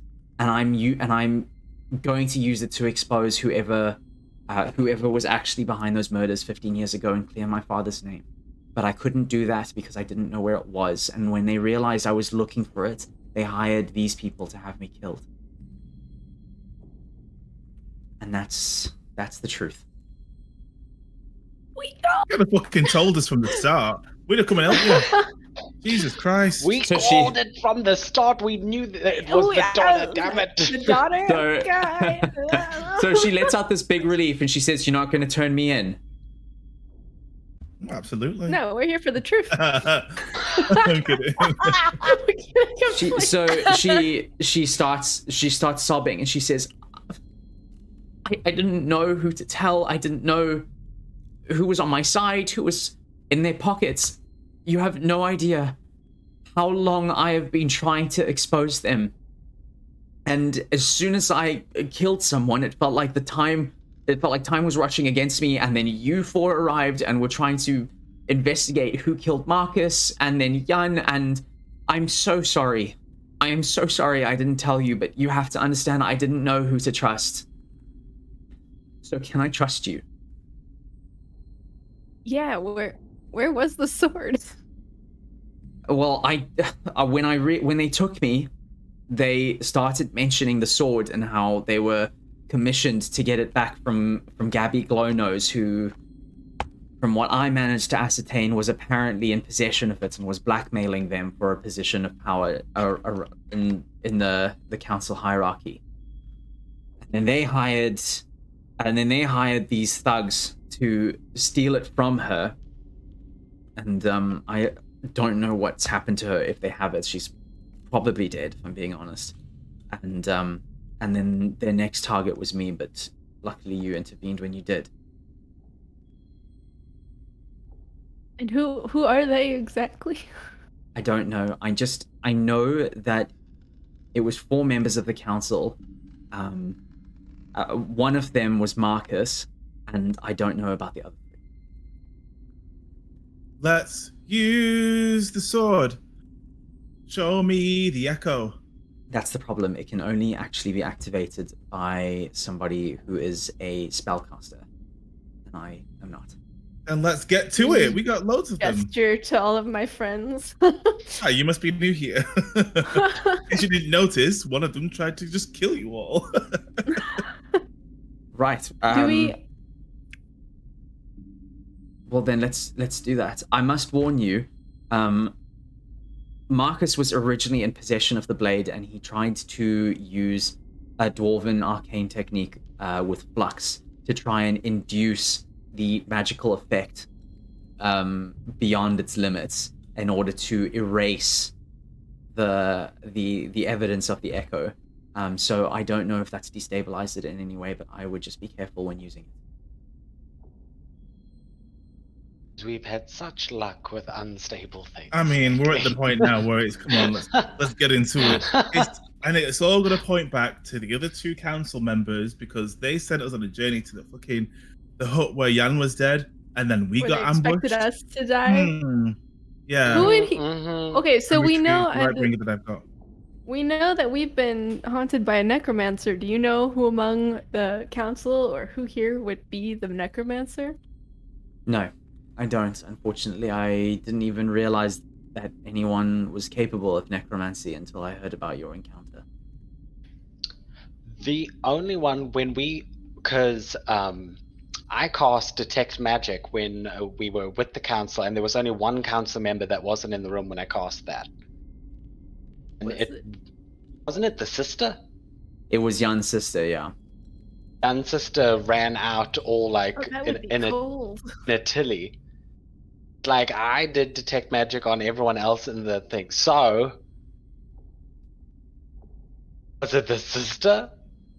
Cousin, by the way, sorry. Oh yeah, I was Oh, thinking it cousin. was a My cousin. bad. Knew it was a relative. I just thought I was wrong. I was like, I guess sister. I know. So Maggie looks at you and says, the echo only works when you use it in the location in which it was cast. And So let's I go wanted to the barn. that was my thoughts exactly. All right, who is taking the blade? Well, someone has to carry moonshine. We not 'cause need moonshine's to a like lump. heal our dumbass spellcaster that's lying on the ground over there. We don't have capabilities you for have that. I've someone stabilized. who. What does the bless do? I have a healing potion in my inventory. Yeah, that'll Oh, work. She well, is then let's very do that. welcome Then to. Also, anyone- Mel has blessed you, King. Let me just double check what a blessing does.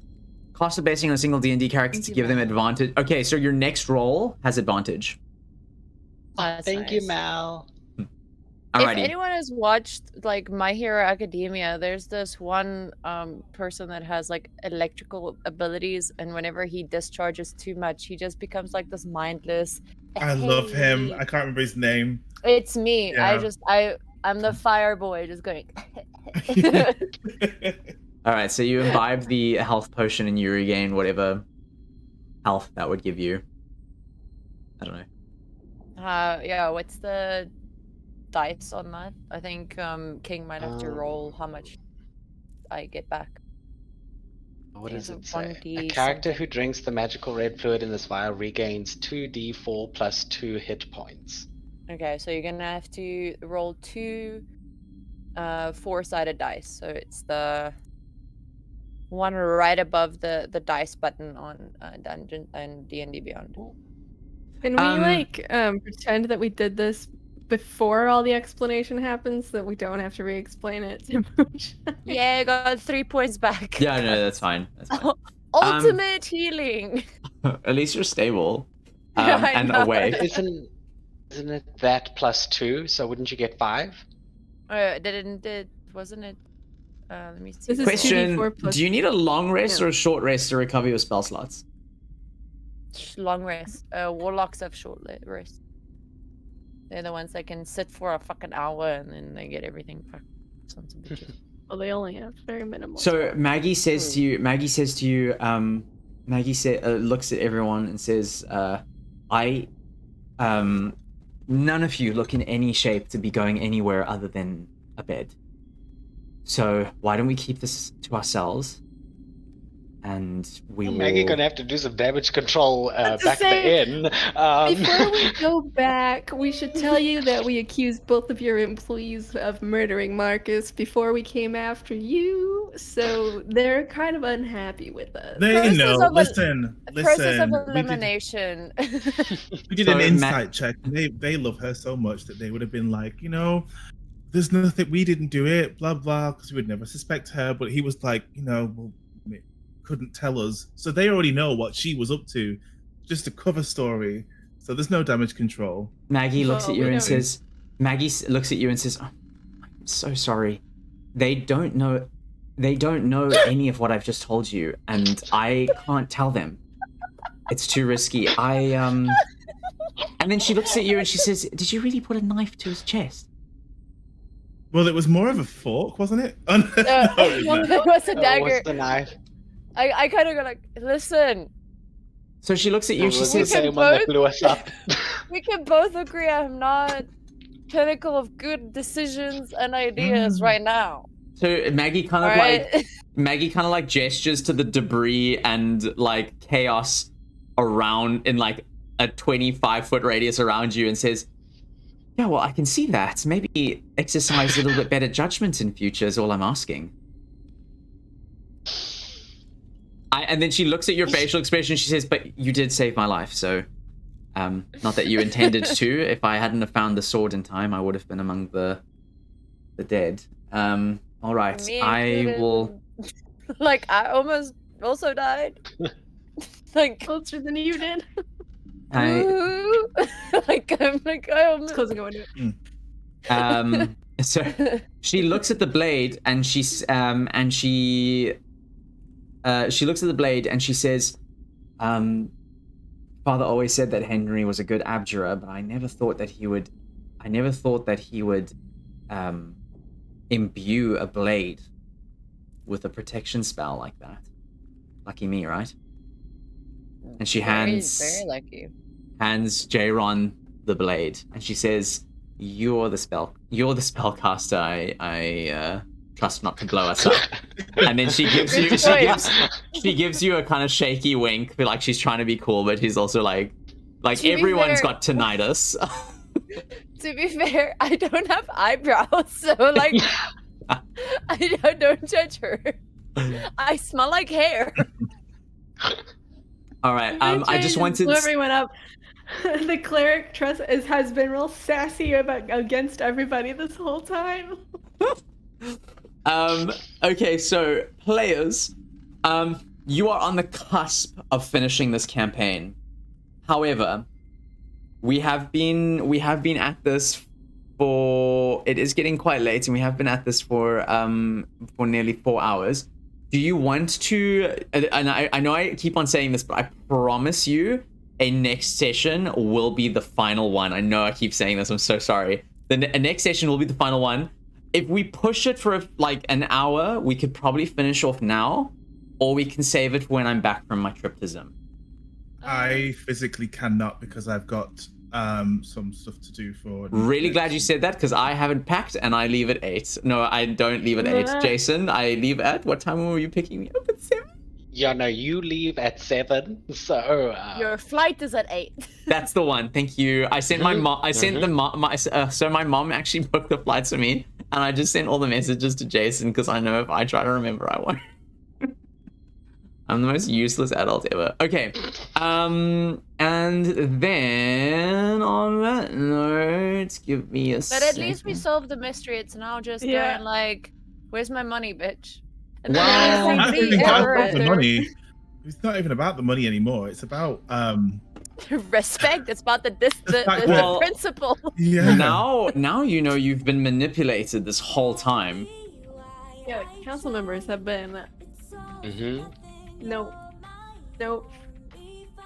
mean- Nope. All right. Cleric, Yeah, whatever you want to you do to said- the council members, I'm backing you up. We're gonna burn down their you're pretty local good with government. fire. It's gonna be great. Listen, if you're singeing your own hair today, I think you might as well singe everybody else's. No wonder you can't find anything when they all just send you in the same circles. Yeah. Wow.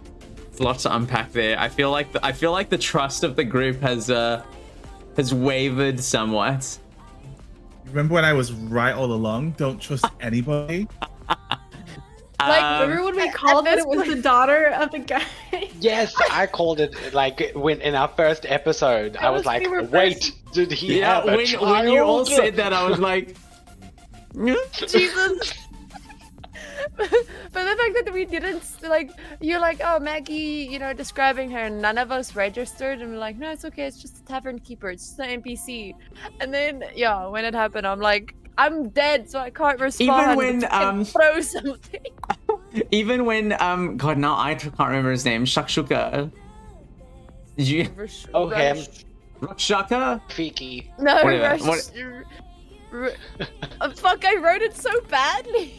Like, I can't What remember. is that? But even I like you try to hint it really strongly when I was speaking to him, and I was like, I couldn't help you that much because I've been here. What did I say? Something about like? Oh yeah, he I hasn't haven't been here long, and then Maggie's been Maggie here longer, hasn't and been. even she hasn't been here that long. And then I was kind of like, oh, Not gonna lie, like my brain did go, well, that's suspicious. that's Probably weird. nothing. All right, everybody hang in for a second. I just want to send us off to a raid. Who are we going to raid is the question. Do you know who I'd like to raid, actually? The fridge. Honestly, what a mood. That's what I'm doing Ew. as soon as this is. Speaking my language. Facts. I'm going to raid Hey Girl. Hey Girl, hey girl. So actually, technically, yes, someone did die. And then Someone's died. Can I actually tell you though, I was so scared because I didn't realize that Albinus was out of range. Albinus, if you were in range of the blast, Everyone would have been dead. I would have had to just be like, you're all dead. I'm so sorry. I don't know what to tell you. Literally, I've never had a total player kill in my like 15 years of DMing this game. And I was like, there's the reason. Well done, Cthulhu. I was just like, I'm gonna sit back here. I've got ranged attacks. There's no need for me to move. I'm all right. I'm comfy. that's why when J-Ron was like, I'm gonna move in range, I'm like, no, don't do that. Because like, as a spellcaster, when I play as a spellcaster, I am far fucking away. I'm sniping bitches from the back. You know what I mean? Like, I don't know. In my head, it's like they're like fireball things. So like in my head, I'm like, I need to get closer to them, so I hit them and not like someone else. So That's what I was worried about. Yeah, That's not a thing. I mean, if you roll a 1 and somebody is nearby, I'll definitely be like, oh, okay, maybe friendly fire. But I would still That'll like. happen at any range. It'll happen A at any range, and B, I will very seldom use that mechanic, but when I do, I will roll dice to randomize location. You know what I mean? Like it's not very common Pointed for at friendly anyone. fire to happen. Yeah. Good to know. Okay. Let us raid. Hey girl. Hey, This is girl, what hey. dreams are made of. All right, everybody, thank you so much for being here. If you took a break and you missed some of it, this will be going up on my YouTube, which you can find on my socials. And while we're sending everyone out, oh gosh, the raid has already started. Everyone, quick, tell us about yourselves in a nutshell. And go. I make music. I stream chaotic content. I'm on Spotify. All right, And Camilla, Orca. tell us. I'm a person on the internet. I also stream. I don't make music, but I make weird. You kill puns. you kill everyone with your big I- novas. I'm the star. Of this Ben, number. go quickly. Black queer content creator. I'm a bit of a mess. That's all really easy though. Ready best set Ben everywhere. Boom. There you go. Hiya, love. King, tell us your secrets. I am the editor behind Nicholas Benjay, and Lady Gaga follows me on Twitter. Yay! Yes! All right. All right, thanks everybody. Bye for now. I will let you know when I'm all back. I'm gone for 10 days, and when I'm back, we will finally wrap up the saga. Bye! Bye. Bye.